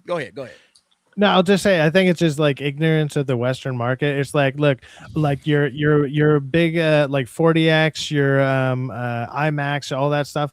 Those are all taken over by bigger companies out here in the West in general. So to cut into that in general, you need a big company that's doing that. So whatever company is backing the amazing. You're talking about one of the biggest anime of all time, and this guy's point was the amazing digital circus got it. Why couldn't Bleach get it? Like that's what this guy is talking about. No. Like, I mean, that's fine, but it's like Japan that hasn't. Digital circus. Bleach has been around for how many decades? Like that's fine. That's fine. That's fine. But look at it. Look at Demon Slayer. Demon Slayer is one of the biggest releases ever, like in general, right? Have you seen it ever on IMAX or whatever? It's never been released on that out here, from my understanding. Like Demon Slayer, the biggest one out there, the biggest selling one. It was on IMAX. Did you? It was. I watched it. It has like one show, and more likely Digital Circus. The only reason it's even that big, it might have one release on IMAX for day one. That's well, it. Bleach had like it's not going to be. Well, Viz but Media. Bleach hasn't been here for a minute though. Well, hold on. I could probably understand why Bleach hasn't been here for a minute. Yeah, well, I was gonna say this. Viz Media is a branch of Warner Brothers, and Warner Brothers is not the brightest company ever. So there you go. There's your answer. I think I Viz mean, Media but well, hopefully Larry Ellison can fix that. Hopefully Larry Ellison can fix that. Now the thing about it is, I think the reason why Bleach hasn't really gotten that is because even though yes, it is one of the original big three, it fell off if you stop and think about it, because on like, it really wasn't streaming that much, and it really wasn't on TV, because even though it was a big three, because they dropped it, and then they find out, oh, final story. That's why they're like, okay, it took so long to get to the final story. That's what I think that's the problem here, and that's mainly the contributor as to why it's not getting pushed as hard as it is. Yeah, you got Viz Media that's run by Warner Brothers. So are you guys gonna watch it when it hits theaters? Yeah, I'll watch it. Like, I like Bleach for what it is. It's not my favorite anime, but yeah, I'm actually gonna buy a ticket as soon as we're done. This actually might be one that I would say this is an easy early watch. Like, if you want to get into anime, like start with Bleach. Like, it's an easy like stepping stone into anime. Bleach would be one. Other than it has that, or even it like it's in the same category as like Naruto, right? It has 300 something episodes. It's ridiculously long, but it can give you like a good like starter course. I would not recommend Bleach to anybody. Really, you don't think so? Like, no, I think it's easy to consume. But all right. It goes back to who are you talking to. If you talking to like if you're talking to a millennial, you might get them into it. But if you're talking to Gen Z, it ain't happening, dog. Like, you better recommend them something else. Like, well, it's hitting theaters June 25. I think Tony. Go ahead, Stacy. Go ahead, Stacy. The chat. I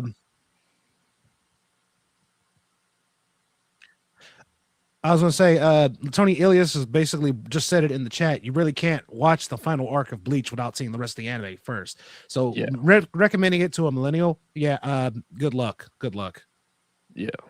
I mean, but back to the original point, I think the problem with these studios, or like, the globalization of manga, is they still don't understand the power that they control. They're still too afraid to take risk on putting anime in the theaters.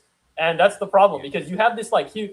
They're making petitions in the Bleach community because outside of the US, the global release, like let's say UK, they're getting nothing, and that's what they're mad about, because they want to watch it in the theaters, but they're not getting it. And that's the question, because they did it for Chainsaw Man and Demon Slayer. That's obvious. Of course, that's your heavy hitters, but you got to start taking risk on even your small properties, because you never know. So I watched the movie yesterday. This is something that pissed me off since we were getting to this distribution conversation. There are 3 showings at my local theater.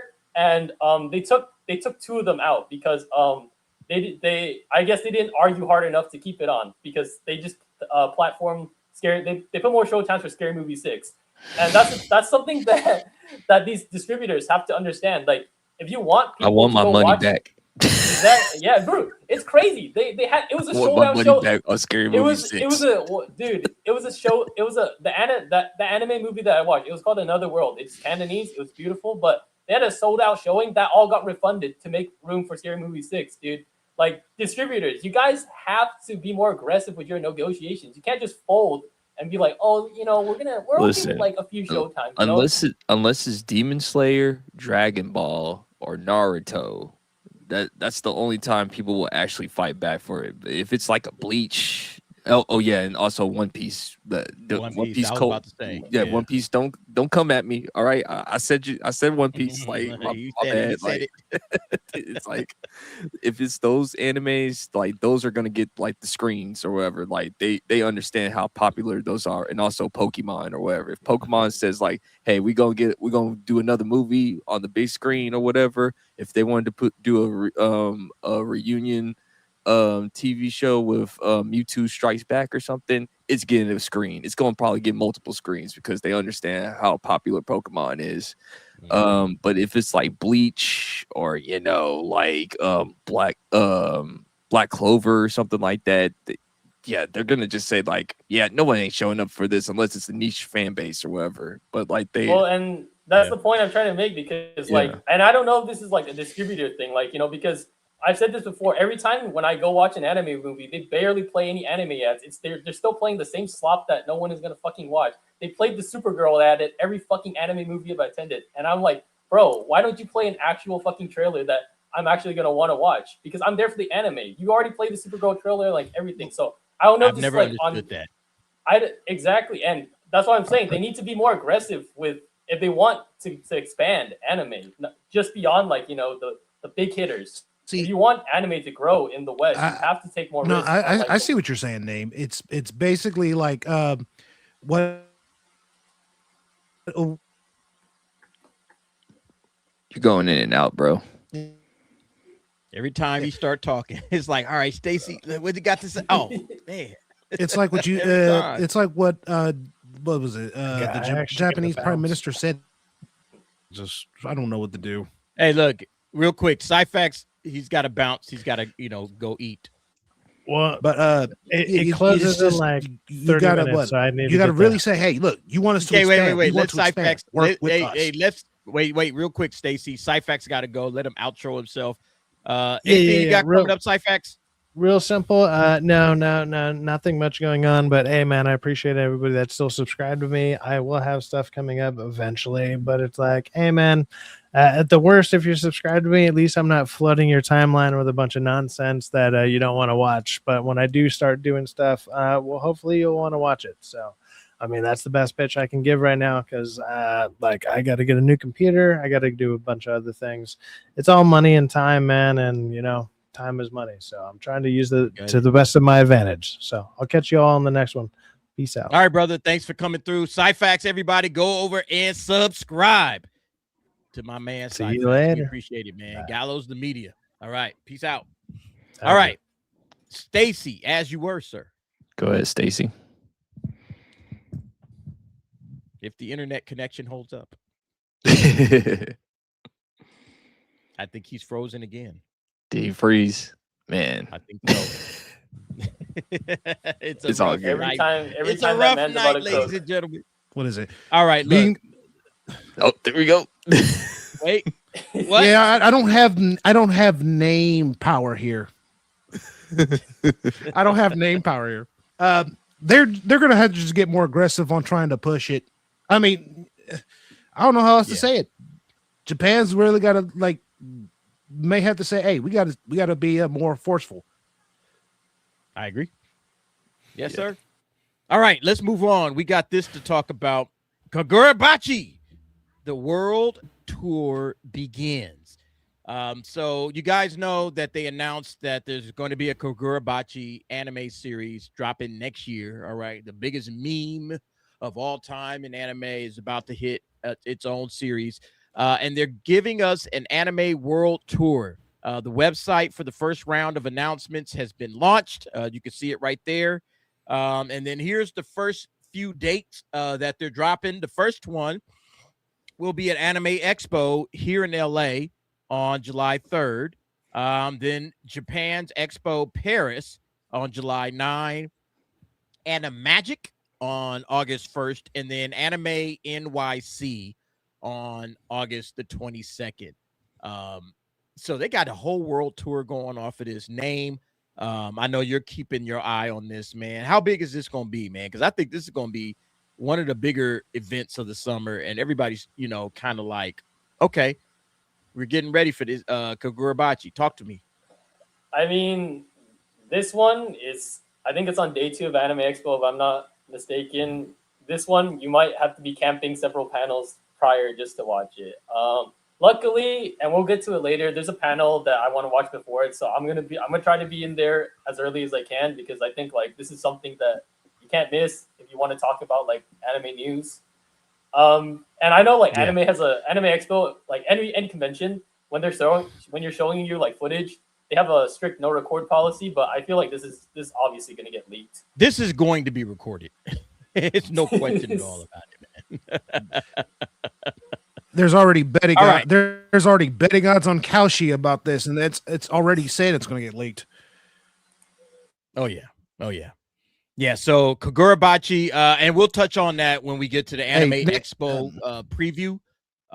But this I also wanted to discuss, and we talked about it earlier. The manga industry right now. This article, and I'm going to read through this. This is a very, very pressing matter in Japan. The coming disaster for the Japanese manga industry. So, you guys know Japan has a birth rate issue. All right. They ain't having kids. All right. All right. The marriage rates are down and the birth rates are down in Japan. And because of that, there has now become an issue, not just, with Japan societally, but also with the manga industry. So here's what Boichi had to say. A decisive challenge awaits the Japanese manga industry. That challenge is birth rates. I first began discussing the birth rate issue within the industry 5 to 7 years ago, and I first spoke about it publicly on YouTube around 2 years ago. Sometimes people ask me, why isn't the manga industry already thinking about something so obvious? And I usually reply, well, you hadn't thought about it either until you heard I mentioned it. That is the nature of the Columbus egg. Once someone points it out, it seems obvious. In fact, more and more people are talking about birth rates now. Because of declining birth rates, Japan's population will shrink. However, disaster caused by a shrinking consumer base is still decades away. The more immediate problem is the decline in young readers. That process has already begun. Fortunately, Japan has been supported by generations of loyal readers who have continued buying and reading manga throughout their lives. For that, the industry owes them tremendous gratitude. They have held the line remarkably well. But the disaster that is approaching right now is something else. The decline of young manga creators. That is the real problem, and it is a serious one. A healthy manga industry must be centered around young creators. Creators of my generation should serve as a strong outer wall around that center, experienced, stable, and supportive, but not the center itself. When there are fewer young creators, there is also fewer aspiring manga artists. There are fewer assistants. There are fewer future professionals. Eventually, the center of the industry begins to collapse like a sandcastle whose foundation has been washed away. And this is not a distant future problem. If we simply leave things to natural forces, to the standard distribution curve, I believe it could happen within the next 10 years. The labor shortage caused by declining youth populations is not something waiting for us in the future. Sadly, it is already happening. We can already see the consequences. The talent pool is shrinking. The quality of talent pipeline is weakening. Weekly manga magazines in particular are beginning to feel the pressure. Many mid-sized manga magazines are facing increasing difficulties. This threatens one of manga's most important strengths, diversity. Unless something changes, the problem will become increasingly severe. If anything, Korean webtoons may face this crisis even sooner. South Korea's birth rate is even lower than Japan's, and the webtoon industry depends even more heavily on young creators. So he says here, and this is very, very long, so I'm not going to read through well, I guess it's almost done. All right. The demographic crisis facing both South Korea and Japan is serious, but of course there are solutions. There are solutions to almost every problem in the world. The real question is whether we can act while there is still time, whether we can act during the golden window of opportunity, and the solutions themselves are surprisingly simple. They are the true digitalization, globalization, and what happens after globalization. So this guy is saying that globalization is the key to save the manga industry. I want to hear what you guys think about this, because to me, it feeds right into everything we talk about, especially when it comes to globalization. It seems like Japan has to now start looking outside of its own borders, not just with anime, because anime obviously is where everybody's kind of flocking to, but even with manga, which serves as like the ground level, all right, of anime. So, thoughts? It's not globalization is something that can put off. The problem is, if you want to fix this, you got to fix the birth rate crisis. You got to fix the society. People, and this is actually something I would not be surprised, because I've even talked to people in Japan who through X, they've said yes, the same people that we have here who want to try to control society, like the feminists and stuff like that. They have some of those people there, and you got to deal with that first. You got to basically incentivize people to get together, have to children. procreate, and yeah. You have to incentivize people to have children. They tried everything, man. They incentivize it with money. Oh, we'll give money to young mothers. Doesn't work. They might have the kids earlier, but they don't have more kids. Nope. That's the question, because people want their freedom. People want, hey, I don't want to have like, 7, 8 kids. I just want one. All right. There it is. I had my kid. But that's not replacement level, because it takes 2 to make 1 child. So to replace, you at least need 2. It used to be you get 5 kids out of 2 adults. Now you get maybe 1. So it's a big problem currently. It's a cultural and societal problem, I feel, because like they're so work oriented.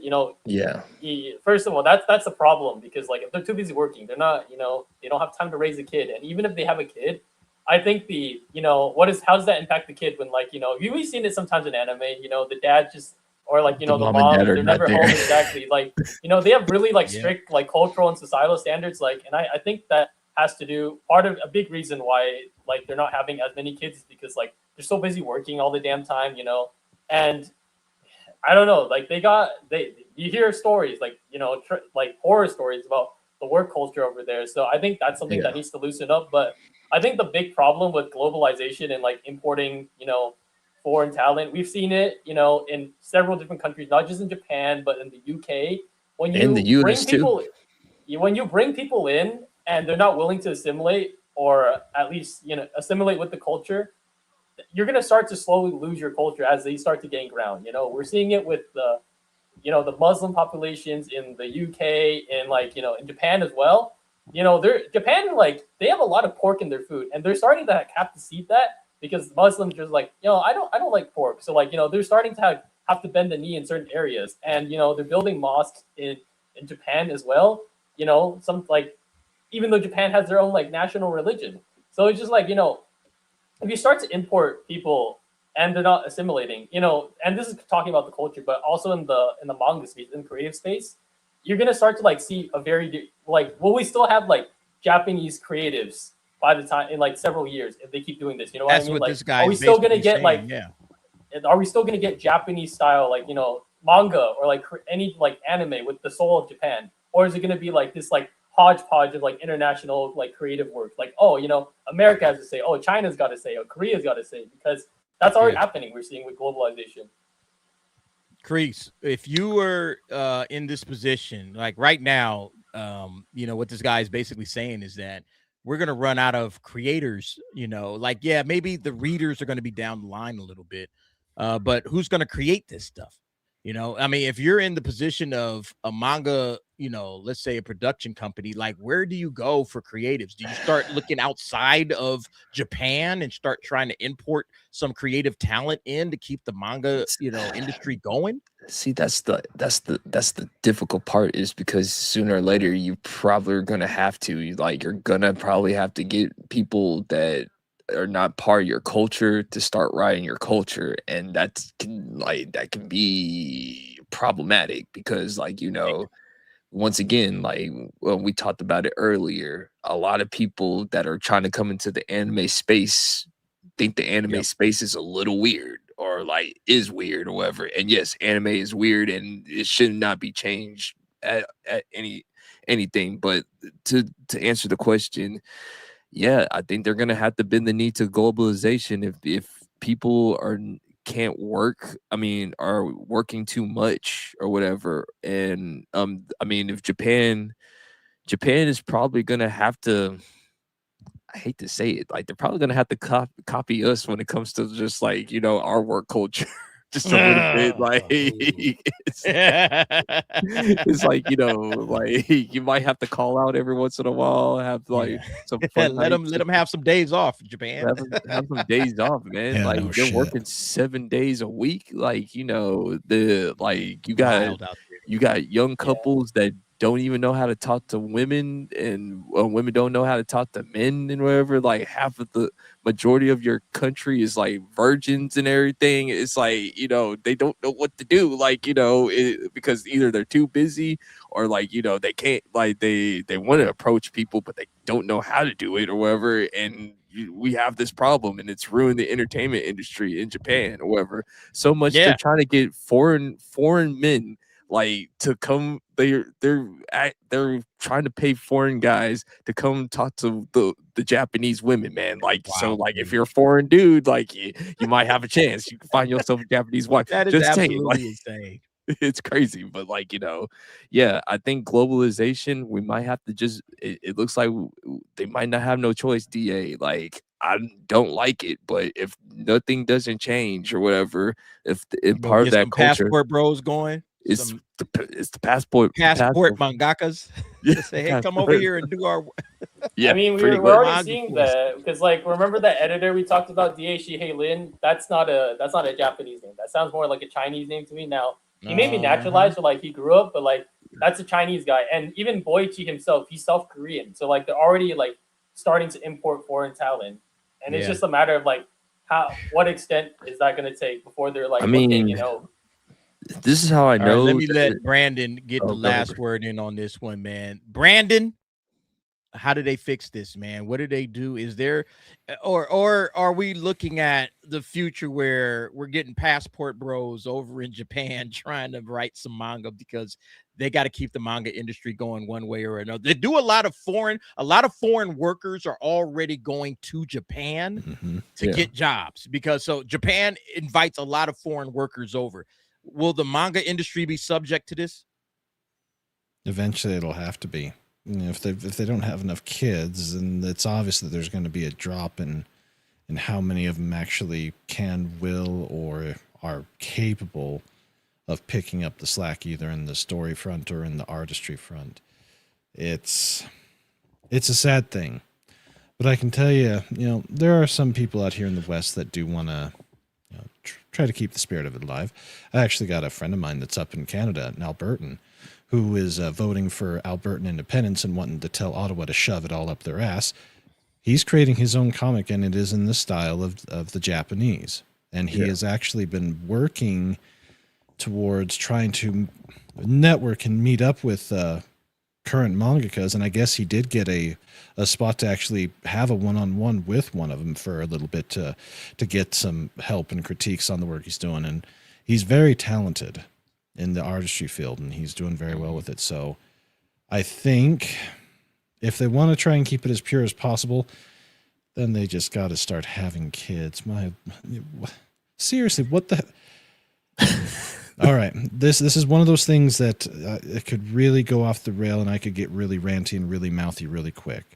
But at the end of the day, they've got to start having more kids. They have to find a way to make that the social norm. That's the way it was for every culture. That's what you had to do.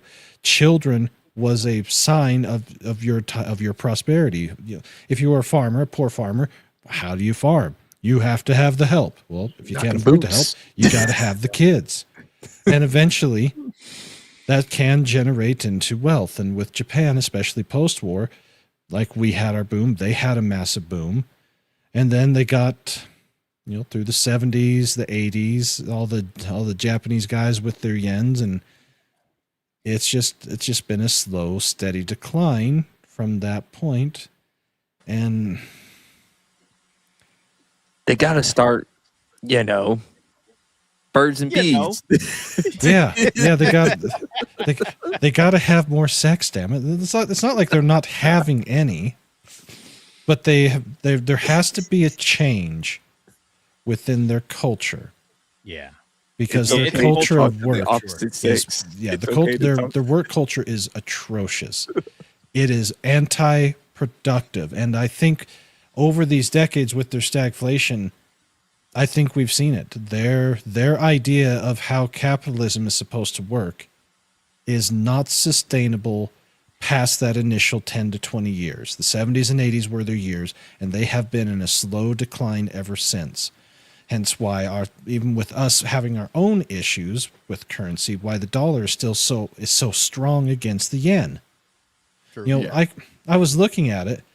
If I could do my job remotely and work from Japan, I could live like a friggin' king out there now. My God! Yes. Oh, yes. I looked into that too. Yeah. I looked into that too. If I I was could like, work man, remote I from would Japan, I'd be a king. I would Yeah. be a king in Japan. We could man. be there. And with with their population collapsing like it is, there's going to be a lot of these places in the more rural areas. They're going to become harder and harder to maintain unless the people Have you there seen like some are- of the homes out there? Like some of the homes are basically dirt cheap. Yeah. Yeah, If not they're free. extremely cheap. Like, yeah, it's crazy. Like some of these amazing, Yeah. nice looking homes. Mhm. And they're just and they're selling them for nothing. Nothing. Yeah. But And you know, you Korea, gotta Korea's going to consider have the the same difference problem, and all but their problem is worse because their country is being ran by commie pig feminazis right now. So that you want to talk about a cultural sidewaysing?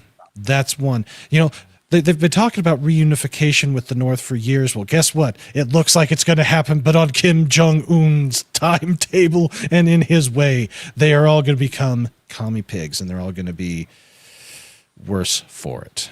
And it's a sad thing, but they've chosen their path, and now we have to deal with it.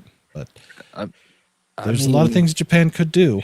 There are things that they could do to help right the ship, but they've got to get over themselves with their work culture. They've got to get over themselves Talk to with a their girl. battle of the sexes culture, and actually start pushing the dating and having kids and not being afraid to have more than one. You know, it's out of everything in life that I have experienced, that is by far the best blessing I've ever had is children. Yes. If any of you guys and gals out there, if you're not married and don't think you're never going to have it, it's not going to happen. I thought the same thing. You know, I didn't really get serious with dating until 24, 25. Didn't get married the first time till 26, but once it finally happens and it clicks, it really clicks. And it is, children are the biggest blessing that you will ever have on this earth. By down. far the best blessing. Hands And having not just one, having multiple, because they have their built-in friends, they have their support system, and it's just a lot of fun. It really is. So that's my singular advice. No, great words, man. Like I 100% agree, man. I'm a father of 4. I wouldn't trade my kids for all the billions and billions of dollars in the world. They are the biggest blessing that I've ever had. And look, have kids, build your own little tribe. You know, that's what I always thought. Hey, I'm just going to build a little tribe. of Anderson, you know? You gotta That's build what you gotta do. you gotta cement And- your legacy, you know? Yeah, exactly. Yeah. And for those that say I can't afford to have kids, well, I'm gonna tell you right now, your society You'll figure it out. Yeah, your society is going down the toilet because you think you can't afford it.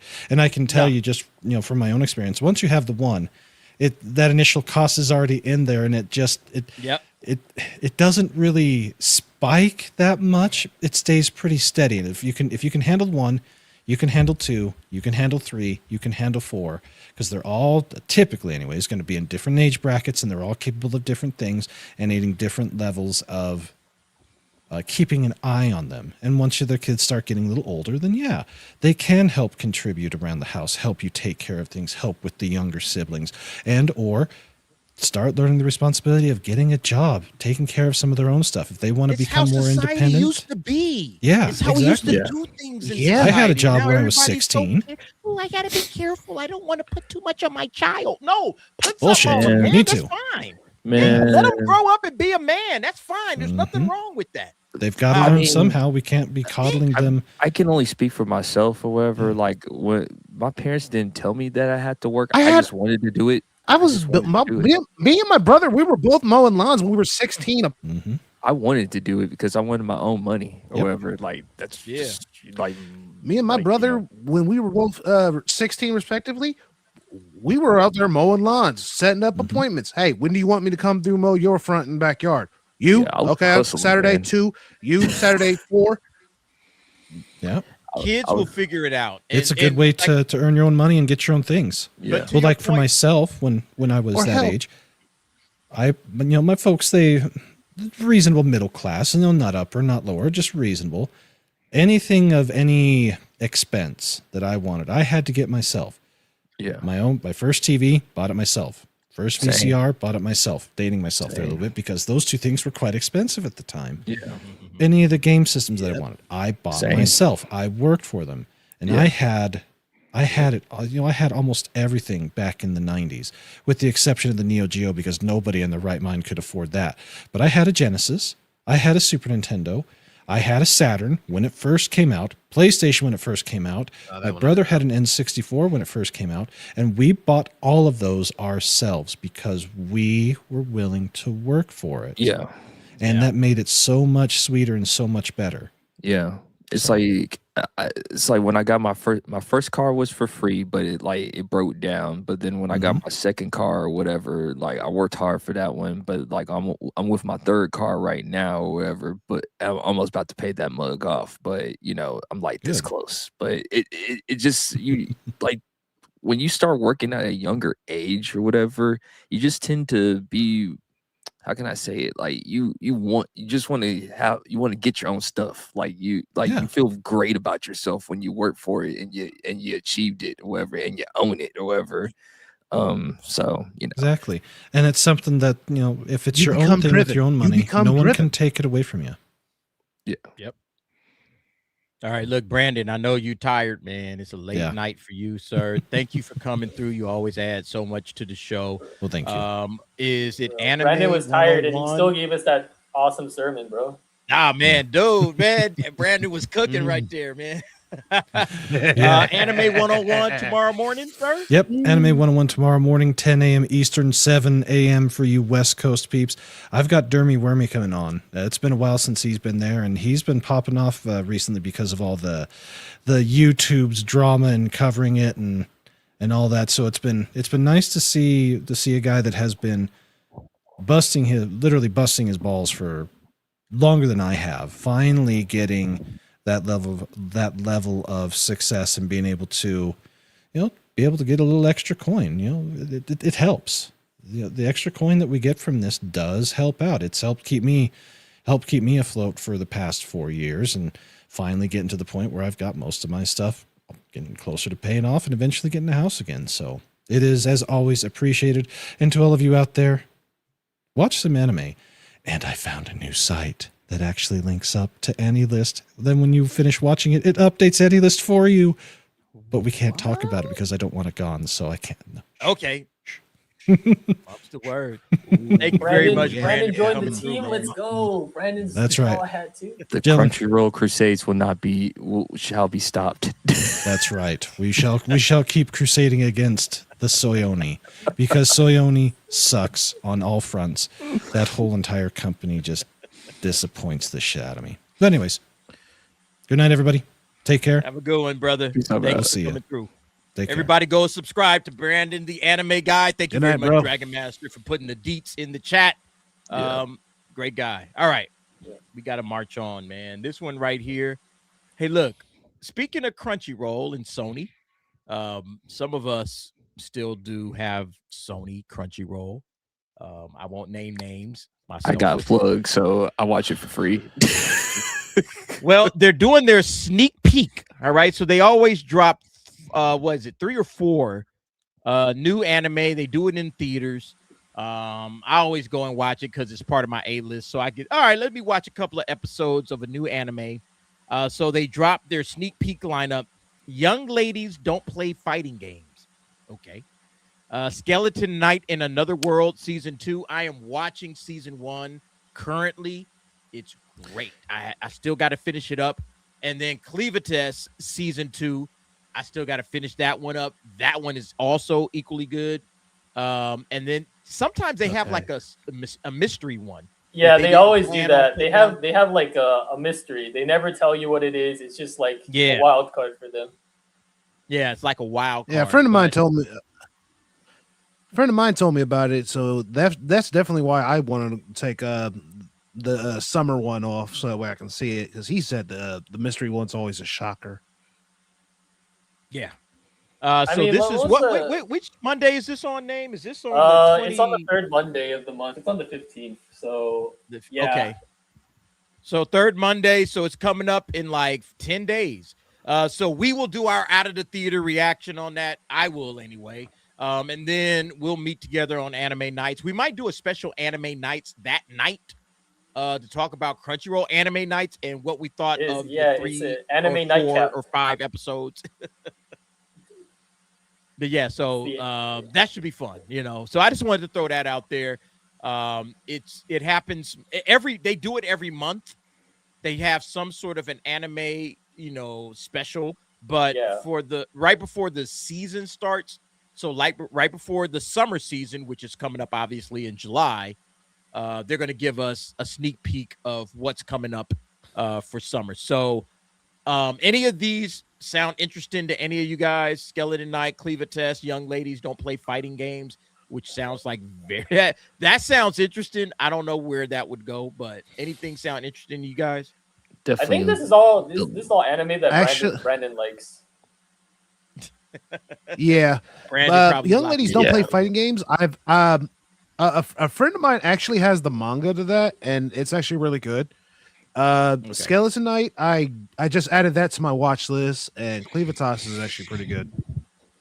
I guess the ladies with the fighting games, that one piques my interest. However, it's because of Vagabond. That's probably why I like Vagabond would probably want to watch that one, not me. No, I'm just kidding. Shout out to my homie right there. I'm trying to find a woman. I'm trying to find a woman who loves to play Street Fighter. Send her my way. I like to practice my skills. Oh man, that's funny. So we'll catch up with that. Also, and I don't know if you guys. Well, let's go ahead and jump into what is the actual main topic. Yeah. Crunchyroll has. Oh, let me shrink this down. Sorry, got to bring up a new screen. Not Crunchyroll. Anime Expo. All right. So, have you guys heard of Anime Expo? Yeah, What? it's like one of the That's crazy. biggest anime conventions in the United States. Pretty much, yeah. It's number one. It's the biggest anime convention anywhere in the country.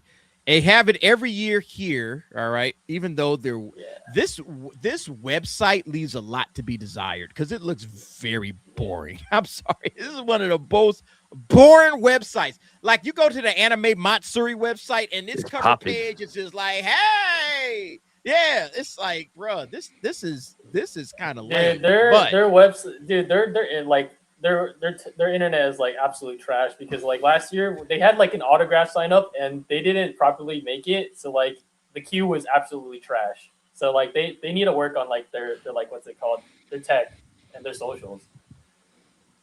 Absolute trash. However, we will be hanging out at Anime Expo. Name is going. I'm going. And we're trying to get, like I said, a panel on. My son has already submitted to the panel. He's done Anime Expo. He's done Anime Expo Chibi, which is like in September. Or no, it's in like November. They have like a smaller Anime Expo in Ontario, California, and they do that. So my son has done those conventions plenty of times. Sometimes they're just a little late on the response when it comes to the fan panels, but we put in our request. We'll see if it happens. Anime Matsuri gets back to us like right away. They're like, hey, y'all coming back? Yep, cool. But Anime Expo, it's the biggest one, so I don't blame them. But yeah, here's basically where it's at with Anime Expo. Let me just kind of scroll through like some of the events. And look, this is a very big, long schedule. All right. It says more content coming soon. Check back regularly. All right. I mean, they got the open ceremony. Let me just kind of zoom in on that. You'll have cosplay. You'll have different workshops, voice acting for Japanese anime. So you can like try you could try your I've done one. That one is cool. That one is really, really cool. Is it good?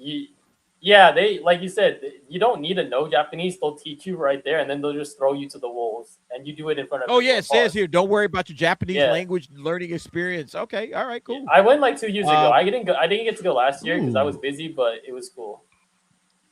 Crunchyroll has got a very heavy presence at Anime Expo, as you could probably imagine.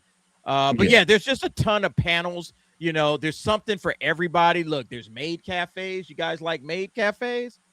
You like maid cafes? They got maid cafes up the ass, man. There's maid cafes round the clock. All right. And look, I went to Japan, but I did not get an opportunity to go to a maid cafe. I think the next time I go back, I'm definitely going to take in a maid cafe. You're a fake weeaboo, bro. I sure am, man. I sure but yeah, there's fashion shows you can see right here, the Anime Expo fashion show. There's going to be cosplay. Actually, I want to show this because we were there, and let me show you the where is it at? I have some of the footage from the floor when we were actually on the floor at Anime Expo. Where is it at? There it is.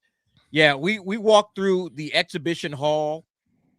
And there's always it's like a freaking paradise of anime fans. Like anybody that's been to any like convention, you're familiar with this. But it's like it's taken up to level 10. Yeah, with Anime Expo, man. Go ahead. Yeah, we're packed like sardines in there, bro. That's I'm not how many surprised. people there are. Yeah, Anime Missouri, it's more spread out. Shoot, I a need to little get back bit. to a convention. Yeah, this guy was doing his One Punch Man Ohio test. Con and Matsuri out here in Ohio. But yeah, Ohio Con and Matsuri Con out here in Ohio was definitely packed a little. So it runs July 2nd through July 5. Was it 5? Yeah, July 5th? 5th. Yeah, so it's a 4-day convention. And yeah, I mean, there will just be a ton of like panels. This floor right here, this is on like the there's a gaming side. There's a side that's dedicated to gaming. This is the exhibit hall. This is where they have all the most of the shops, and then the entertainment halls where like DH was talking. That's where all the gaming stuff goes on. They have a few shops there, but that one's focused on like gaming and just like recreation. That's hey, man, crazy. for somebody that's never been to Anime Expo, because I'm pretty sure you've been to way more than me, and I've only been to I think I've been to like maybe 3 or 4 of them. Oh look, for somebody it's your favorite, bro. It's your favorite anime, bro. What would you tell people? What is there to expect if you were to show up to Anime Expo? What is there to expect? I mean, do you see that guy every year who like walks by? If you're waiting, it's LineCon, bro. It's a lot of waiting, and you like I feel like it's 80-90% waiting and like 10% like actual engagement with like cool stuff, because sometimes you'll be waiting in line for panels for hours and it's only like an hour tops, and sometimes you get more of actual like content, but it's a lot of waiting. So you have to have the stamina for that, and also walking. There's a lot of walking. We talked about it. They took away like that whole bridge, so I wonder how that's gonna go. Well, okay, look. I did an update. The bridge is still. They're doing a lot of construction in that area, but there's still a bridge. Okay. There is still a bridge there. So I had to drive by. I drove by it and it looked like it was demolished. But then when I went by the other day, it's still there. So the bridge is still there. So they will be able to connect both halls. Okay. Which is like very important because I don't know what people would do without it. But yeah, like, I mean, it's just like you said, it's a lot of walking. It's a lot of, stuff to see. I mean, the exhibit, these are my kids walking with me right there. Yeah. But I mean, I will say my advice in general is if you can, reserve the first day for just buying everything. Like, usually a lot of the stuff gets sold out, and a lot of the big name panels are on days 2 and 3. So if you get all your shopping out of the way on day 1, you can just like chill for the rest of the time. And that's also something I would recommend. If you can, try to attend some of the screenings, because like watching an anime with a live crowd with that energy, it's way different than watching it at home, because everyone there that's at the panel, they've sat there, they've waited hours. They're a fan. They're not just like, oh, it's on the site, I'll just pop in and watch it. Or it's like, oh, it's on A-list, I'll just like, I have it for free, so I'll watch it. Yeah. No, you gotta, dude, sitting there for like an hour or two. Sometimes like the line stretches outside and it's like blazing hot. Like you don't do that unless you really, really love the show. So that energy is like, I think it's a cool part about Anime Expo. Like my first year I went, I didn't do that. I just stayed in the entertainment hall the whole time, so I didn't get the most out of my experience. But after that, I started going to more like panels where they show new anime and stuff, and they have like talks with actors, directors, and it's really cool. I would recommend it, even though you have to wait. So ideally, you bring a friend, you can talk to them. Bring like an electronic like game system or whatever, or like just talk to some random person that in the crowd. Just like, and that's the cool thing too, because like you just be talking to random people about like anime, because like everyone's there for like the same reason. And then, if you're there for the Demon Slayer panel, like you could probably just chat them up about like Demon Slayer or just anything in general. So it's really cool. You see the number of people in cosplay. Yeah. It's the cosplay. Look, you're gonna see a lot of cheeks. All right. If you ain't ready for the cheeks, man, you're gonna see a lot of cheeks. Yeah. Yeah, that's an anime video, man. I played out. Go ahead. That's an anime convention. I gotta be careful then. Like you're going to see a lot of cheeks everywhere, man. I do not want my. If that's the case, I got to be careful about my Issei, because here's a little bit of a story. I went to OhioCon and I actually got a commissioned piece. I actually have the gauntlet for Issei's Red Dragon armor. Oh wow. Okay. Yeah. But yeah, bro, DA, bring your boy T there. He's never gonna talk down on anime ever again. Show up. Yeah, I really want T to come to check out Anime He's Expo. gonna freak out the first day. Yeah. When he sees a dude in a maid dress. He's gonna get carried out. He's gonna get carried out. That's what's gonna happen. T gonna be guided out by security. This way, sir. You gotta go, sir. He's gonna like as soon as he sees a guy in a maid's dress, he's gonna say like, DA, what's going on here, bro? He's like, look, every year, there's a lot of Japan. Like Japan is there heavy because they're promoting everything in Japan. Their airlines, travel packages, even like schools. Tourism too. Yeah, like they really pump up Japanese tourism here. But I mean, every major anime studio is going to be there. So that's really what I wanted to bring it to. Name. I'm gonna let you go first. I got your deck. I think I got it. The stuff that you're looking forward to, the panels that you're looking forward to the most at Anime Expo 2026. Let me bring this up. And so we'll just go through them one by one. Let me get this one here. And all right. So says world premiere, be the first to watch The Black Torch episode 1. Subbed premiere presented by Viz and Crunchyroll. Special guests AJ Beckles as Jiro and Keith Silverstein as Rago for an exclusive screening, behind the scenes insights, and exciting giveaways as this supernatural action series ignites the stage. So this is one of your top 5 that you're looking forward to. Why Black Torch? Because I think it's an interesting choice of an anime adaptation, because I talked about it last week. This manga actually got canceled, and it's interesting that they pulled it to make an adaptation. Like they're promoting it pretty heavily. Like they released the full volume set in English, and they're doing this anime. So it's like I'm wondering, are they trying to like see if this is something that is worth continuing? Because I don't know my anime history as well as Brandon, but I've never seen a case of this before where like. And we're speaking hypotheticals, but if this anime pops off, like, does the manga like get picked up again? Like, do they start like, does the author come out like, hey yo, can we get you back on this? This is actually really good. We need more content because we don't want to be like Studio Pura making filler like Naruto and Black Clover. But I also think it's interesting because they're gonna have the dub actors there and they're gonna be screening in Japanese. I wonder if they're gonna like ask them questions about like performance wise, like I just think that it kind of insights and like it's fascinating to me because we do talk about like globalization, localization, all that stuff. Like I kind of want to hear the thoughts and like if they'll ask them those questions on what it's like to like what they did like to match the performance or like what they tried to bring to their own. Okay, cool. All right, so that's one of the panels that Name is looking forward to. Another one Kagurabachi.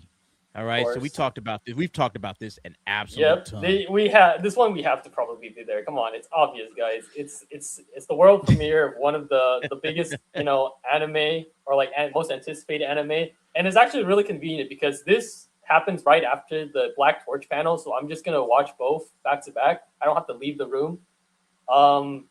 But yeah, even the first 20 minutes, bro. Like Stacey said, bro. Everyone's betting that it's gonna be leaked. It's gonna be leaked for sure, bro. Oh, it's absolutely going to get leaked. It's probably going to get leaked from here, from the Diamond Ballroom. What's crazy is, I've been to the Diamond Ballroom. I went there last year for I want to say the One Punch Man panel was in the Diamond Ballroom at the JW Marriott across the street from the convention center. It was packed. I mean, this thing seats what? That's why I'm glad that Black Torch is before it, because this is a problem I've had with AX for a while. Their panel camping is absolutely a thing. They'll have a popular panel, and then like people will be sitting in like 1, 2, like sometimes even more panels before it just to watch that one thing.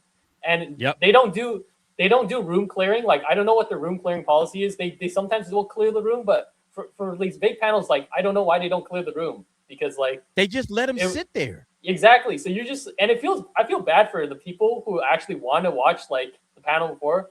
Like sometimes like it's like a smaller anime or like a panel, like it's just full of people who aren't interested, and it just kind of feels bad because you can feel the energy in the room. It's like they're not really invested. They're just waiting for the next one, and it just really sucks to see like that. That's the kind of like thing that you have to do sucks. just to watch. Let's just be honest. Just it kind of sucks. Yeah. They don't have that problem. Well, look.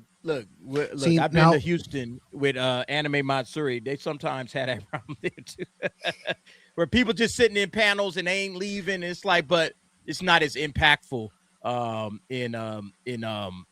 It's not as impactful in Houston as it is in LA. In LA, it's a problem because it's like, man, you guys got like some industry, like some huge panels, some industry guys.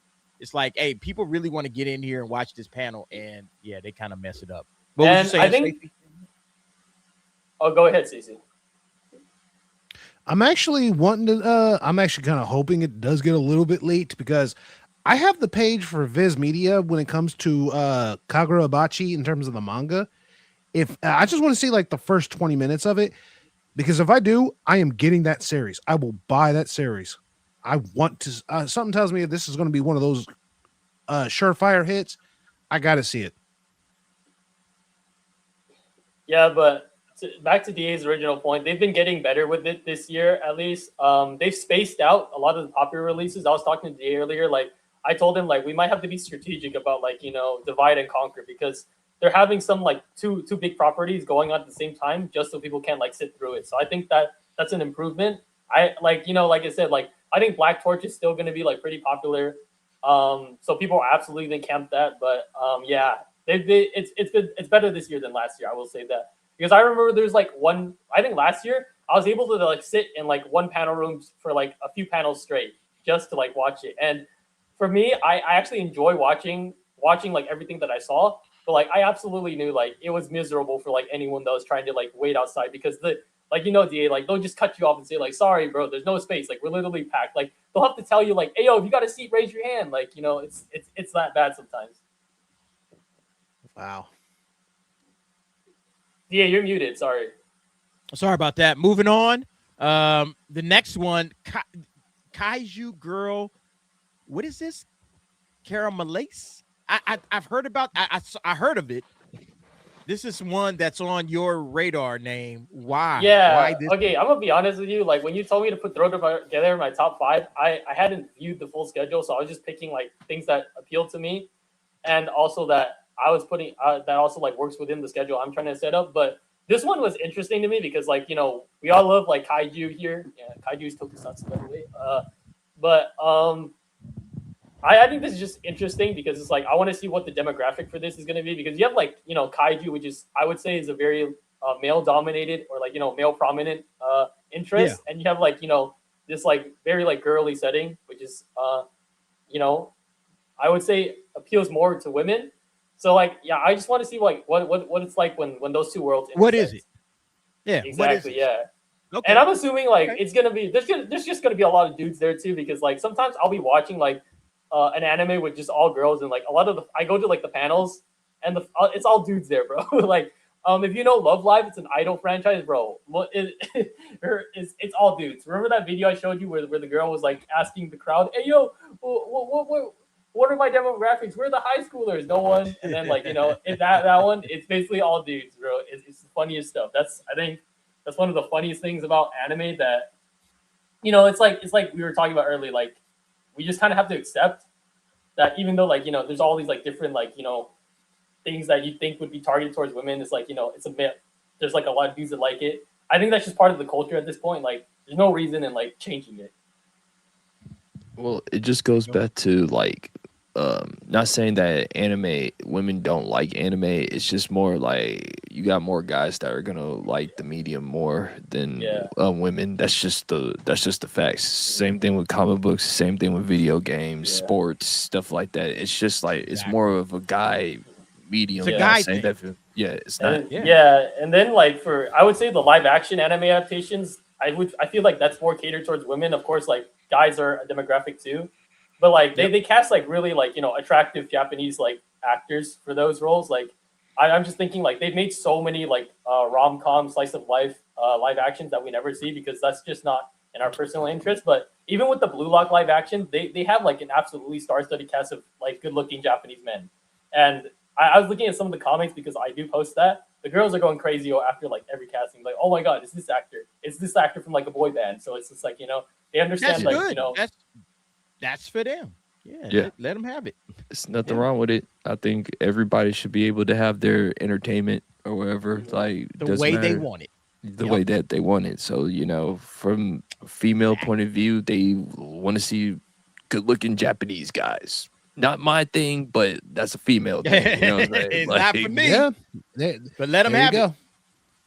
All right, and then the last. Well, I don't know if this is the last one because name I didn't. Yeah, see I couldn't find. I couldn't find the last one because the last one is actually. I know this one's near and dear to your heart. My Hero 10th anniversary. It seems like it's just yesterday that My Hero Academia launched, and now we on year 10. Exactly. And they're gonna celebrate. With a pretty decent panel. It says here. Don't miss the world premiere of the short clip, I Am a Hero 2 Go Beyond Plus Ultra. I know you're looking forward to this, man, as the big My Hero Academia fan that you are. I mean, yeah, I'm still coping for that Vigilante Season 3 announcement here. But, I mean, we got some pretty cool people. I think Daiki Yamashita, he's been here for, he's been here a lot.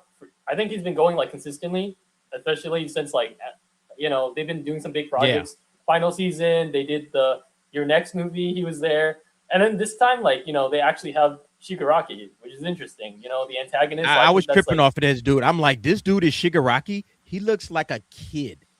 Dude, he looks like a little kid. And I'm like, that's Shigaraki? Dude, he's actually he's a really good actor. He's really versatile. They typecast him as cool dudes. Like if you have if you watch an anime and there's a dude with a cool sounding voice, it's probably him. But I think whenever he gets to do stuff like Shigaraki, stretch, explore outside of his typecast, he's a really great actor. But they're gonna pack this one out. I just noticed that. I just noticed it's going to be in the crypto arena. So. Exactly, dude. That's going to get filled out for sure. Pause. So I think everybody that kind of wants to go to this will be able to go to this. Because it's at the crypto arena. It's like, all right, I'm pretty sure they probably sectioned off some of the seats. It's not like they're going to have 15,000 people in there, but they're going to have, all the room that they need for this one, for the 10th anniversary of My Hero Academia. I'll probably try to make this one with your name, or at least be in the line. Maybe we won't be together, but I'm gonna be in the line. I'm gonna try to get in there somewhere. Bro, I got you, bro. You got me. You gonna be in line. You gonna hold my spot. Yeah, I'll call you, bro. I'm like, hey, yo, bro, pull up. Just tell them. Just tell everyone in line, like, hey, yo, I gotta hold me in front. Yeah, my last panel. Yeah, studio. Name calls. What are you guys say, Stacey? I was gonna say name calls DA over. He gets in line, and both y'all get kicked out of line by everybody else. Nah, bro. Okay, as long as it's not too crazy, they're willing to let it slide. Like if it's not like a whole group of people, they're like, all right, 1 or 2 people. It's like, yeah, it's a friend group. But All the name has to say is DA is his dad. And like it's just be hilarious. Like nah, DA. If they try to stop you, you gotta press them. It's like, bro, are you stopping me because I'm black? it's like, Yeah, exactly. that's my man. son. Put Just that say race that's my card out son. there. Like they're gonna be like, oh, what? Bro, I can't have an bro, Asian son in I'm- 2026. Like, Bro, DA gotta pull a Chris Tucker, bro. That's my brother from another mother. I'm black in these. All right, but look, check it out. If you're interested in going to Anime Expo, if you're going to be in the LA area, you better act fast because the prices are going up. All right, so It's last going chance up, to get up, the cheap up. prices. 4-day price, $175, and then you can see the individual daily prices. So what is this? This is coming up on Monday.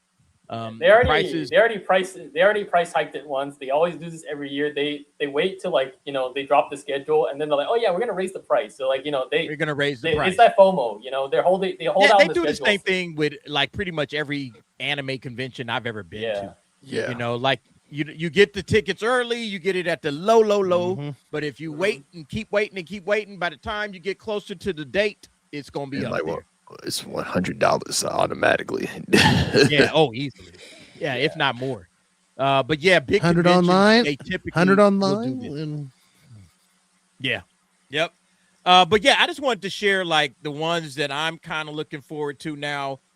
I have to say that a couple of them are Crunchyroll panels. All right. I know that I mean, the DA, world you don't hates gotta. I mean, Crunchyroll. I have some too.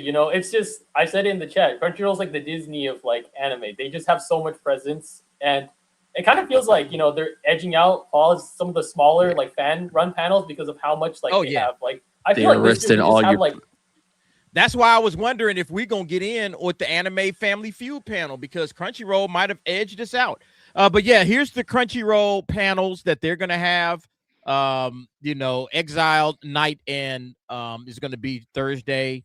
Skeleton Night in Another World, early screening, so you'll get to watch the first, I think, episodes of. I've never heard of this one. Hanori-san still wants to fight in the next life. So they're gonna show an episode of that.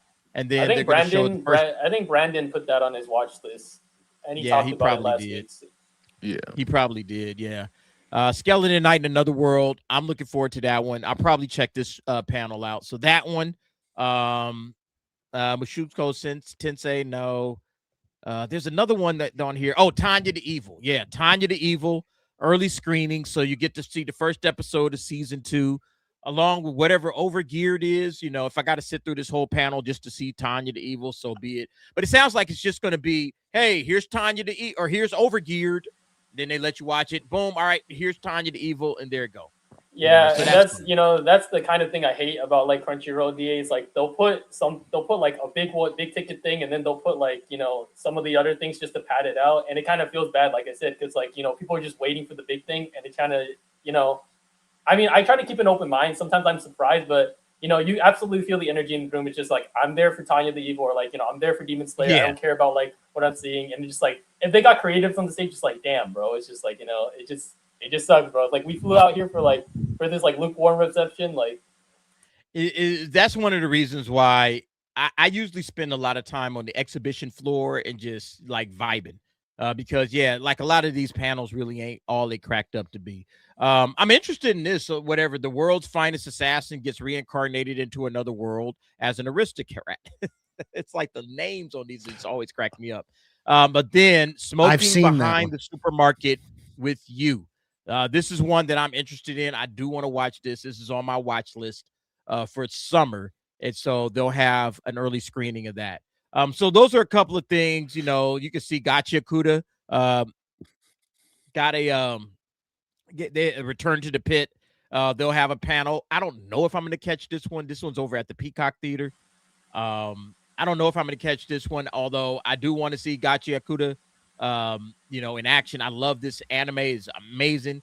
The staff is going to be there. The Dude, cast is going to that be line there. is gonna be crazy. That line's gonna be crazy. It's going. That's why I'm thinking I'm not even going to try it. Yeah. I'm not. You even know, gonna try it, I wonder how long they take, like how far in advance they schedule these, because Kei Orana's not there. He came last year. I'm assuming like these are scheduled like weeks, if not months in advance.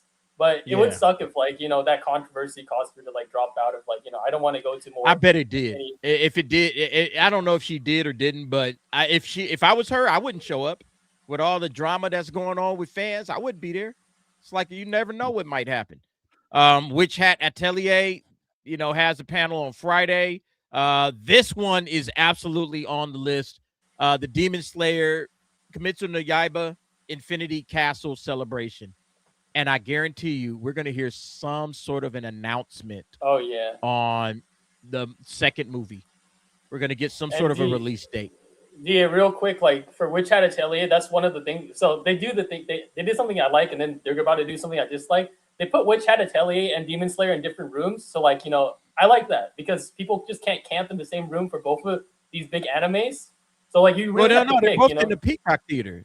Are they? Oh my God! You're just gonna be camping. But look how far apart they are. This is 4:15, so I think they're gonna clear it out. And then they're gonna clear it out.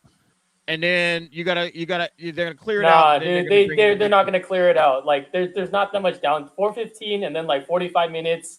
Dude, I did that last year with JJK and Kaiju 8 because they were back to back. They didn't clear it out, bro. No, they did not. And look at this. The next one. Well, it's at the Peacock Theater. So the Peacock Theater is, you know, where they, you know, that's I think that's where they have the Grammys in there, where the Grammys are every year. I was there last year, dude. Yeah, it's a big theater. They packed it out. They packed it out last year. I bet they did. Dude, I don't. You have three of the biggest anime.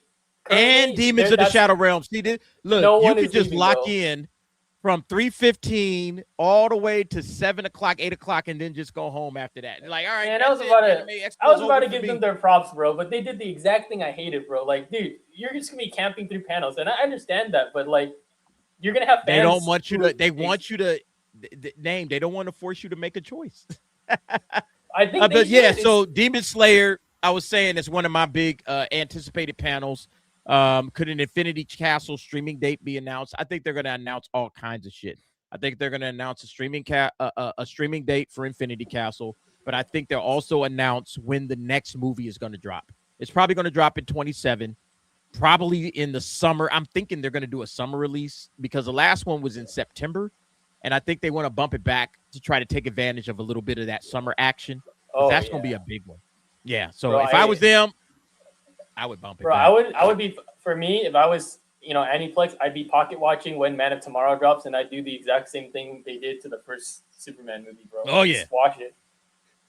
All right. Dude, yeah. It's Anime gonna be Expo. panel That's going to be a big panel, man. Dude, they have Anime Expo is also focusing that one. They're also focusing on G Kids. Yeah.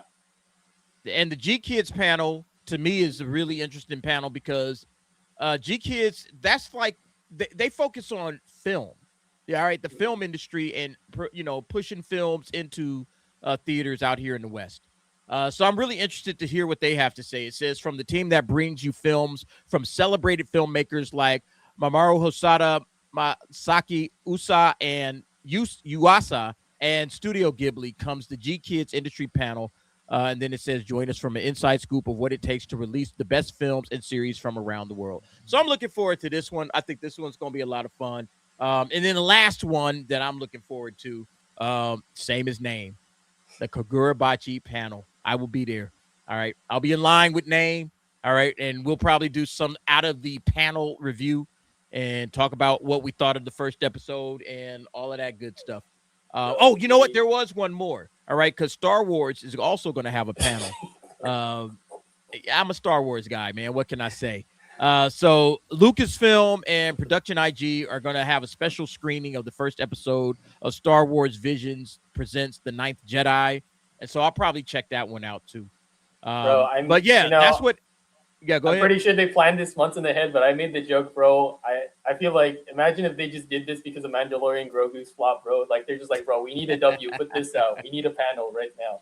No, but it is interesting because this isn't like Vision Season 4. This is like of it. Like I think they're taking something from Visions that was really good, and then they're spinning it off. So it's like a Vision spinoff. So I think they're starting to believe in the power of anime, bro. Like, yep. And look, we may do this panel, we may not. This is our Anime Family Feud panel. You could watch this on Anime Heads. It's a lot of fun, man. My son puts it on. He does a really good job with it. This is where I met Kreese, man. MMA Kreese King. He was there. He's somewhere in the crowd right now because this is the one from last year. But yeah, we have a good time with it. It's Family Feud. All right, it's Family Feud. And my son, he puts a lot of effort into this. So we're going to try to do this at Anime Expo again this year. Anime Expo has this weird, like, we can't film. They don't let us film our own panel. Matsuri don't have this problem. Matsuri's like, film away. They encourage you to film in Matsuri, but I'm just gonna get a speculation. I bet it's just more of a Crunchyroll thing, like more than like the convention type of thing, probably. You think so? I can't understand why you want advertising. Yeah, I think advertising. I think Kreese is on something here. I do believe it's kind of like blocked off because they know if they give you the okay to record one thing, somebody's gonna try and take advantage and use it, and try and say, "Oh, I'm recording this," and then when they get caught, they're like, "No, I'm not recording that. I'm recording normal stuff." Yeah, right. Yeah, it's a Crunchyroll thing. Some people will try to. Yeah. If Crunchyroll is part of your stuff, they're a big anime company. They're not risking anything. I think that's what it is. It's not just Crunchyroll. It's like every big company there, because you got Warner Brothers there, you got Aniplex there. Oh. Like basically Okay. any industry panel, they always say like, no video, no photography, and like if then it's a Warner Brothers thing too. Yeah, we're gonna like kick you out, like basically, and people still do it. So What's crazy though is they allow you to record like footage from the floor. yeah, But they don't like footage from the floor. They can't. I guess they figure they can't stop it anyway, so just let it go. But footage from a panel, like, okay, we're in our own room. We're not doing a Crunchyroll. We're not doing anything with Aniplex or Viz Media or nothing. This is Anime Family Feud. All right, this is for our channel, and they like, you can't do it. And I'm like, why? But I can record stuff from my channel on the exhibition floor, and I can put all of that up, and nothing's required. I don't need any. Because you can still do it, but they charge you like $1,000. I'm like, I'm not paying $1,000 to film my own panel. You got to be. Dude, that's weird. Matsuri, they encourage you to do it. Like they said, they film, man. Like it's more promotion for both sides or whatever. They want you to like promote the convention. So like, film. That's why we come every year, Kreese. We out here in LA. We coming out there next year. We gonna be there in Anime Matsuri again. Our panel's already approved. As a matter of fact, they asked us if we wanted to do a second panel. It's like, y'all want to do another one? I was like, shit. Let me think about it, again, boys, it goes back to the globalization issue. Like, as anime becomes more global, these conventions start becoming more corporate. Like, I think in the beginning, Anime Expo, too, man. I mean, that's crazy. You don't even play anything copyrighted over at your panel, right, VA? Like, why do they just prevent you from filming? I don't get it. Yeah. I think it's we have such a great time with this, man. Like the crowd, you can see the crowd is just absolutely packed out. All right. It's like standing room only, man. There was people like outside the door waiting to get in. It's a lot of fun, man. And the people in Houston are dope. All right. Friendly as hell. So I'm looking forward to another year going back to Anime Matsuri out there in Houston, Texas. Kreese, do you know the dates? Because it's escaping me right now. It is July 23rd to the I think to the 26th. Yeah, 26th. July.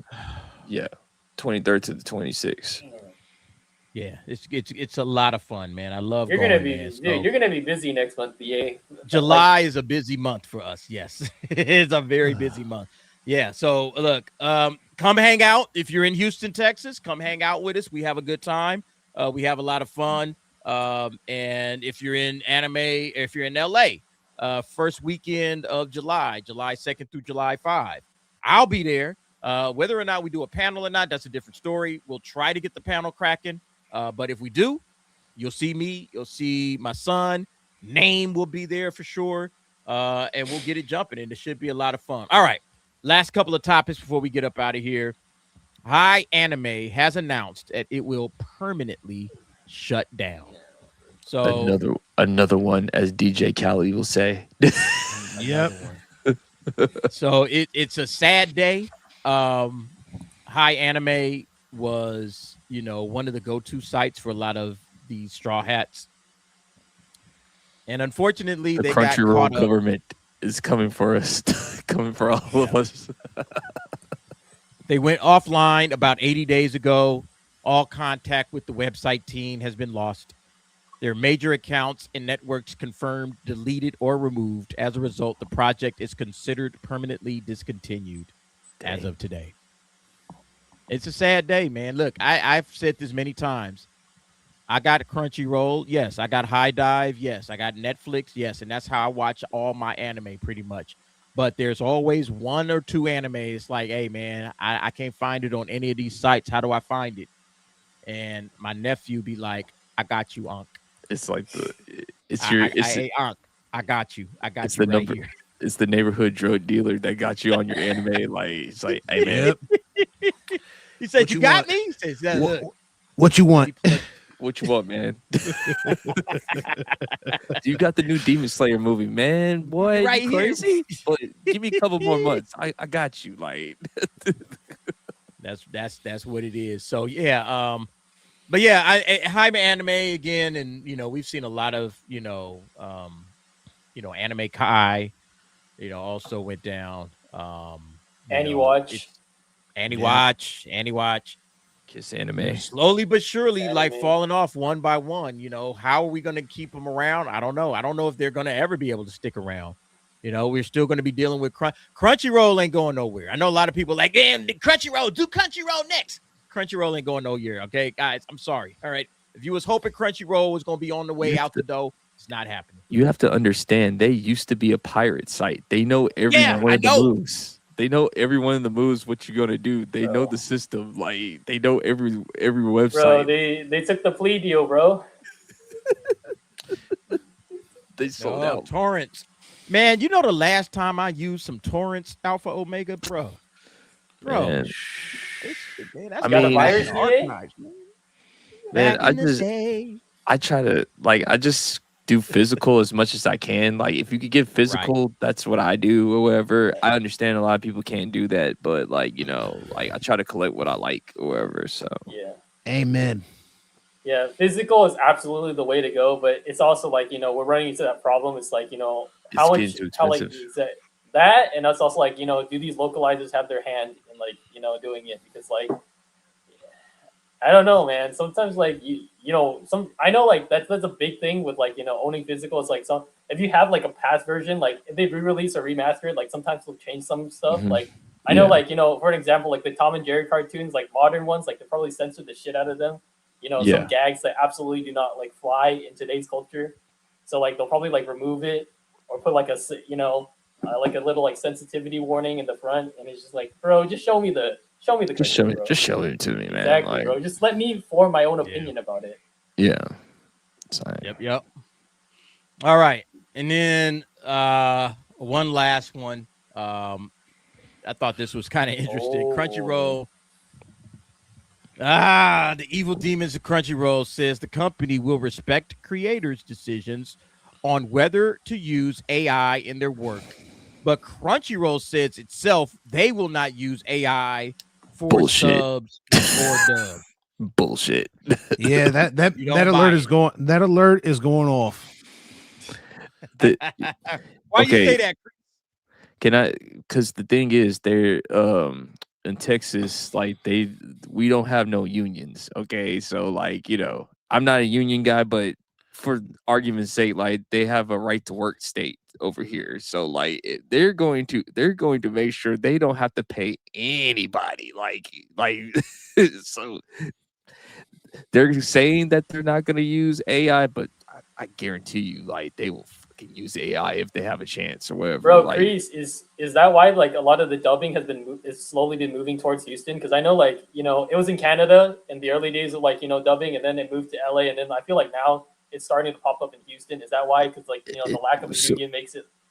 So like because the thing is Crunchyroll is basically like in Dallas, and now I think they're starting to move down to Houston too, because it's basically the biggest city in Texas or wherever. You got a lot more stuff to do or whatever. I think yeah, like they understand that anime voice acting is a thing that everybody wants to do, but the thing is, it's like as an English dub fan or whatever, like you could just tell that sometimes they will phone it in. Like I have to concede that sometimes or whatever. Like the only time like Zach Aguilar, he's a professional. Anytime Zach Aguilar gets on the mic and like does Tanjiro or any other his voice, he takes it seriously. Whereas there's some other guys where they just like, it's just a paycheck or whatever. Yeah. And that's the pros and cons of just being a dub fan and everything. It's like who's phoning it in and who's taking it seriously. Yeah. And like I mean, Chris, sorry. I was gonna say Chris Sabbath and like Sean Schimmel, those guys are legends. They're professionals. If you like them or not or whatever, they're gonna always bring their A game when it comes to voice acting or whatever. Good. Yeah, it is like like you said, like I haven't seen a lot of these performances, so I can't like judge. But like you just bring up like some of these names. I feel like they had like some sort of like acting or like theater training, so like they come from like a different generation. Whereas like now they'll just get anybody. Like they'll hire YouTubers. They'll just grab someone who just like hasn't taken acting classes or like and they're just like and that's the good and bad thing about seeing like so many like new names and like that they're giving so many opportunities to people. It's like you'll get some like good, but you'll occasionally like you'll get some people who are like, okay, it's like, bro, can you get back on the grind, bro? Like learn. Like a Crispin Freeman. Crispin Freeman is a voice acting legend. Like he played Itachi, he played Alucard or whatever. He like when Crispin Freeman gets on the mic, he's gonna show out. He's gonna do his thing. Like you don't have to tell him what to do. Where you got this new up and comer guy, like he might be all right, or it's like his voice is not there, like it's not mature yet or whatever. Like he's trying to find his way or whatever. It's like when it comes to dubs, like I said, I get it. Like some people don't like it. I respect that or whatever. But you could just tell who's like putting in the work and who's not putting in the work or whatever. I mean, Kreese, as a dub watcher, do you have you seen those memes where people say like all anime sound or anime dubs sound like this? Do you feel like there is like an absolute like style that they're being directed towards? Because I feel like when I was watching some of the older dubs back in the day, there was like more variety in like the kind of voices for like characters. But now it kind of feels like they're kind of like shoehorning it into like certain like archetypes or tropes. Like for instance, like the new Rurouni Kenshin anime, like the remaster version of it, like the new one that just came out like about 1 or 2 years ago. Like as a dub fan, I would tell you to watch the sub, because the dub like literally just destroys all of the Meiji era like references. They're like bringing in like American politics, like they're talking about the Democratic they're talking about the Democratic Party. It's like it's in Japan. This is in Japan. What are we talking about? Democratic Party? What socialist? What? See, no, I'm done. Like, see, that's the reason why. See, no, but that's what I'm saying. It's like I will tell you, like I'm like if it's a good dub, I'll tell you it's a good dub. If it's a bad dub, I'll say, dude, like don't watch it dub, watch it sub or whatever. Like I can concede on some stuff or whatever. Like the old school Rurouni Kenshin dub is way better than the new one. Way better, like because they had more fun with it, and also like I mean, you had like great voice acting legends. Like I mean, Steve Bloom played like Lord Shishio back in the day. So like it was Lord Shishio, Sub-Zero, Spike Spiegel. Yeah. Mugen. Yeah. So it's I just stick to the subs. You know why? Because I want to hear voice actors in the original language. Yeah, that's just me. Everybody's got their own week. And I listen, if you like subs, you like subs, you like dubs, you like dubs, whatever. But Yeah. I like it because I want to hear the original voice actors work, because to me that adds more of a like authenticity to it, if that makes sense. When it comes for me with subs, like live action, I can like try to work with it a little bit. I can slow it down a little bit. Like you can like they slow down their subtitles to where you can read it. But when it comes to like anime subs or whatever, it just goes like 20 miles. Fast. It goes so fast. Like I can't do it unless it's Dragon Ball. Like Dragon Ball, like I could try to do my best, but like I'll try to work with it or whatever. So. Yeah, and I think like to Chris's and DA's point, I think it's like it's really the training that matters, because like you guys said, I've heard some like questionable like sub work. Like the anime movie I was watching yesterday, Another World, in the beginning, they weren't really like it was really questionable because like I was listening to it. It was in Cantonese, which is like a language I can like kind of speak and understand. And I was like, hold on, this emotion doesn't sound right to like what's being shown on the screen. But like later on, it got better. So it's just really a matter of like training. Like what kind of training do you have? Like what kind of experience do you have? Are you just like being picked off the street? Are you just doing a voice? Because I talked to a dub director about this. He said like a lot of people, they know how to do impressions, they know how to do the voice, but they don't know how to act. Like they'll be able to like recite a line, but like if he tells them like, okay, let me give you this original like piece of like monologue or like dialogue. Can you do this in the character? And they usually like freeze up because they only know how to like say the line. They don't know how to like think beyond that. And I think that's an important part of like the anime training. Yeah, with like Zach Aguilar, when he was doing Tanjiro or whatever, when he found out that he was gonna be the lead role of Tanjiro or whatever, he like bought all the mangas to Demon Slayer and he just studied it and everything. That's all he did was like, because since he's the main character, he wanted to. And then also he studied the Japanese guy too to match his mannerisms or whatever. Like he took it seriously, and that's why I said like when what I have a problem with some sub fans, like sometimes like they will like literally be disingenuous to the dub guys that actually put in the work. Like the voice actor for Madara Uchiha for English. Oh my goodness. Neil amazing. Kaplan, dude, I met Neil Kaplan. He's really cool, bro. He's nice. Neil Kaplan is awesome as Madara Uchiha. Like, I mean, wake up to reality. I'm like, what? Yeah, that chills, man, chills. Like, so and like Justin Cook as Yusuke Urameshi, like the English dub of Yu Yu Hakusho, like I believe is superior to the sub. So like, to me. Yeah. Well, that was the last topic. Yeah. That was it.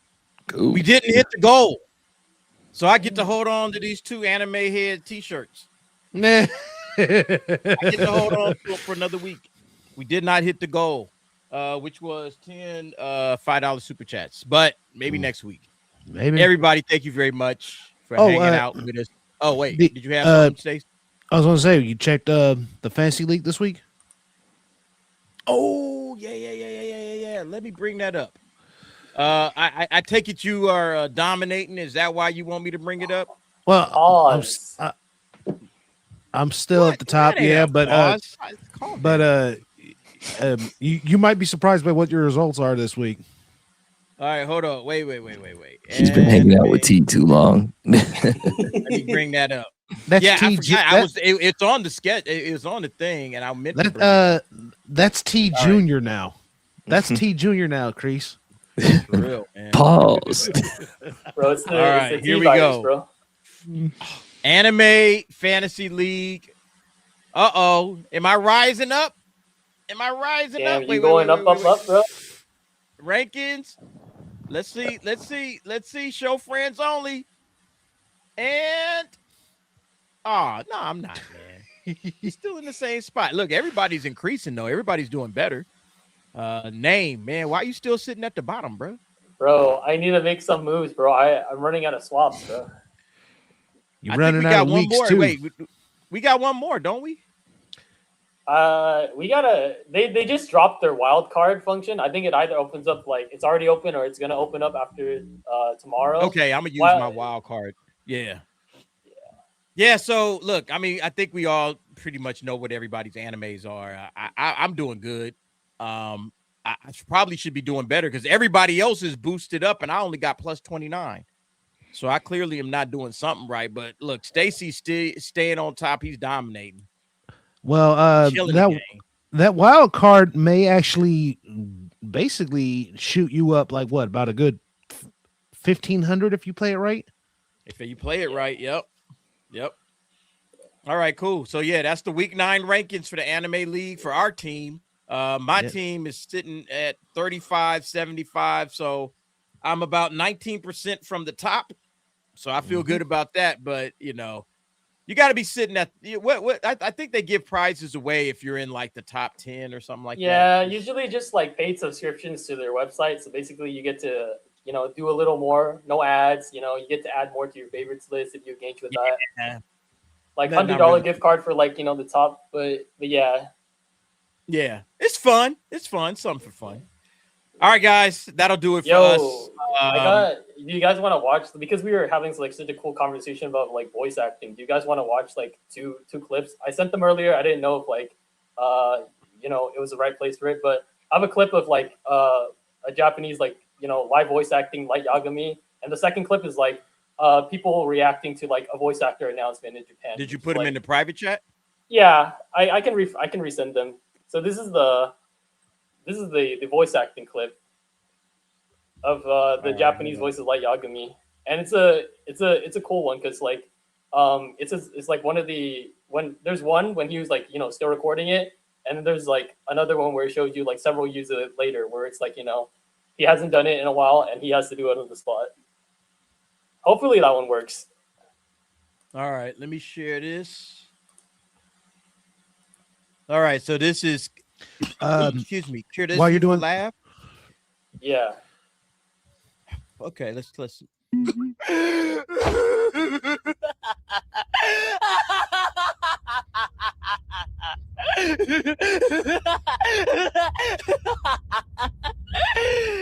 これで邪魔者は全て消えた。他の者は僕を信じきっている。警察を支配するのも時間の問題だ。どうだ、エル。完全に僕の勝ちだ。僕の勝ちだ。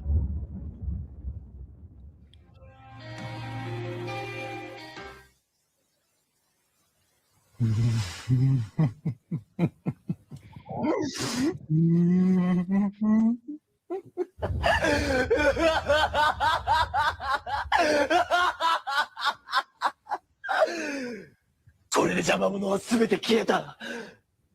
他の者は僕を信じきっている。警察を支配するのも時間の問題だ。どうだ、エル。完全に僕の勝ちだ。僕の勝ちだ。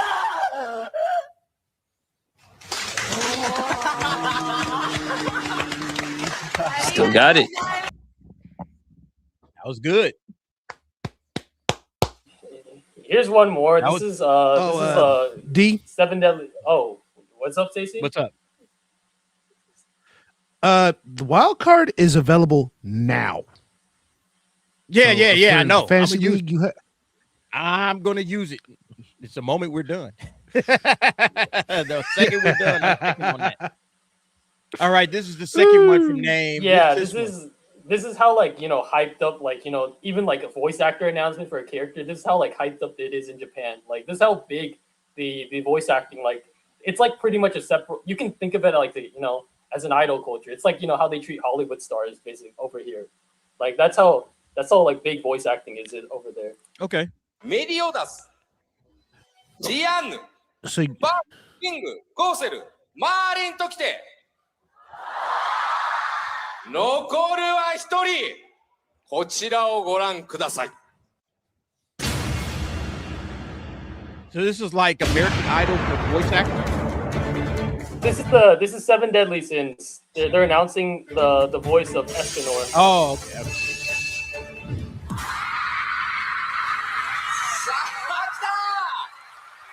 つの大さん、エスカノールを演じるのは杉田智和さんです。いやー So yeah, I thought it was interesting because like we were talking about the MAPPA stuff earlier, and I don't know if they're gonna do a live stage for that, but like usually like they really love their voice actor announcements because like if they bring they're like going crazy over the voice actors getting announced. Yeah, because like you don't see that here. They treat it's because it's a respected profession over there. Like they look, as big as anime is over there, yeah, the voice actors are like gods. But like it's just crazy how crazy they're going over. They take the craft very seriously.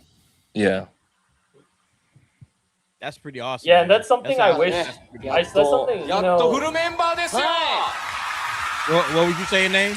Yeah. Oh no, that's just I can speak after the video. We can keep watching if you want. Oh. Yeah. But that's pretty much it. He just makes a lot of jokes here. Like, 確かにそういう話でもありますけどもね。非常に皆さんサプライズ感出てましたねこれ。いやーいいリアクションをいただきましたね。嬉しかったですね。小刻みに皆さん頭を縦に振っておられる。こんなサプライズなかったですよね今まで。ありがとう。もう泣きそうな人がちらほらいらっしゃいますね。いや嬉しいですよ。よりこう賑やかになりましたね。言ってしまえば嬉しいですね。いやだって杉田の名前聞いたらでも一番罪深いやつが入ったなって。そうそうそう。一番罪深い。すいません本当ある意味本物の罪人が来たみたいな感じ。大丈夫前科とかないから大丈夫。優しい方ですけどね。そうですよ。杉田さん傲慢になることってありますか？傲慢ですか？なんかギャルゲー遊んでる時ぐらいじゃないですか。Yeah, they're just making jokes after this. Yeah, but okay. I want to say something real quick before I go back to the voice actors. Like the energy here versus like what I see at AX, like it is really different because I feel like AX because it's also one of the things like they're coming to a foreign country.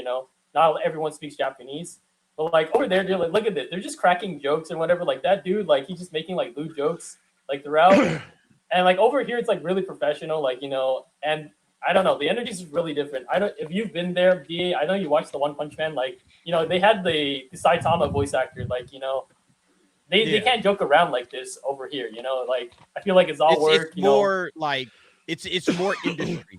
It's here is because it's an industry show when you sit back and think about it. Like the one thing that I would say about Anime Expo is it's more corporate than any other anime. And if obviously, it's the biggest one. Yeah. And so the corporations get involved. Crunchyroll's there heavy. But then every major anime studio is also there heavy. And it's like I said, it's a good experience. I wouldn't say anything negative about it, but it is corporate. And you feel that. You feel that every step of the way versus something like Anime Matsuri. It's not corporate. All right. It's more fun. It feels like it's for the fans by the fans. Yeah. Yeah. Yeah. It's more like down to earth.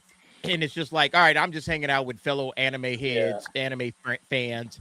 I'm not hanging out in a space with a bunch of corporate, I was going to say, like, Anime Matsuri is more fan base, whereas, like, Comic-Palooza in Houston, like, they gave it to the city, and the city made it totally corporate, and it's just not hidden as much or whatever. Dude, you know what's crazy for like the corporate panels, like you guys have been saying it, dude. I've seen sometimes I have the pleasure of sitting in the like close to the front or at the front.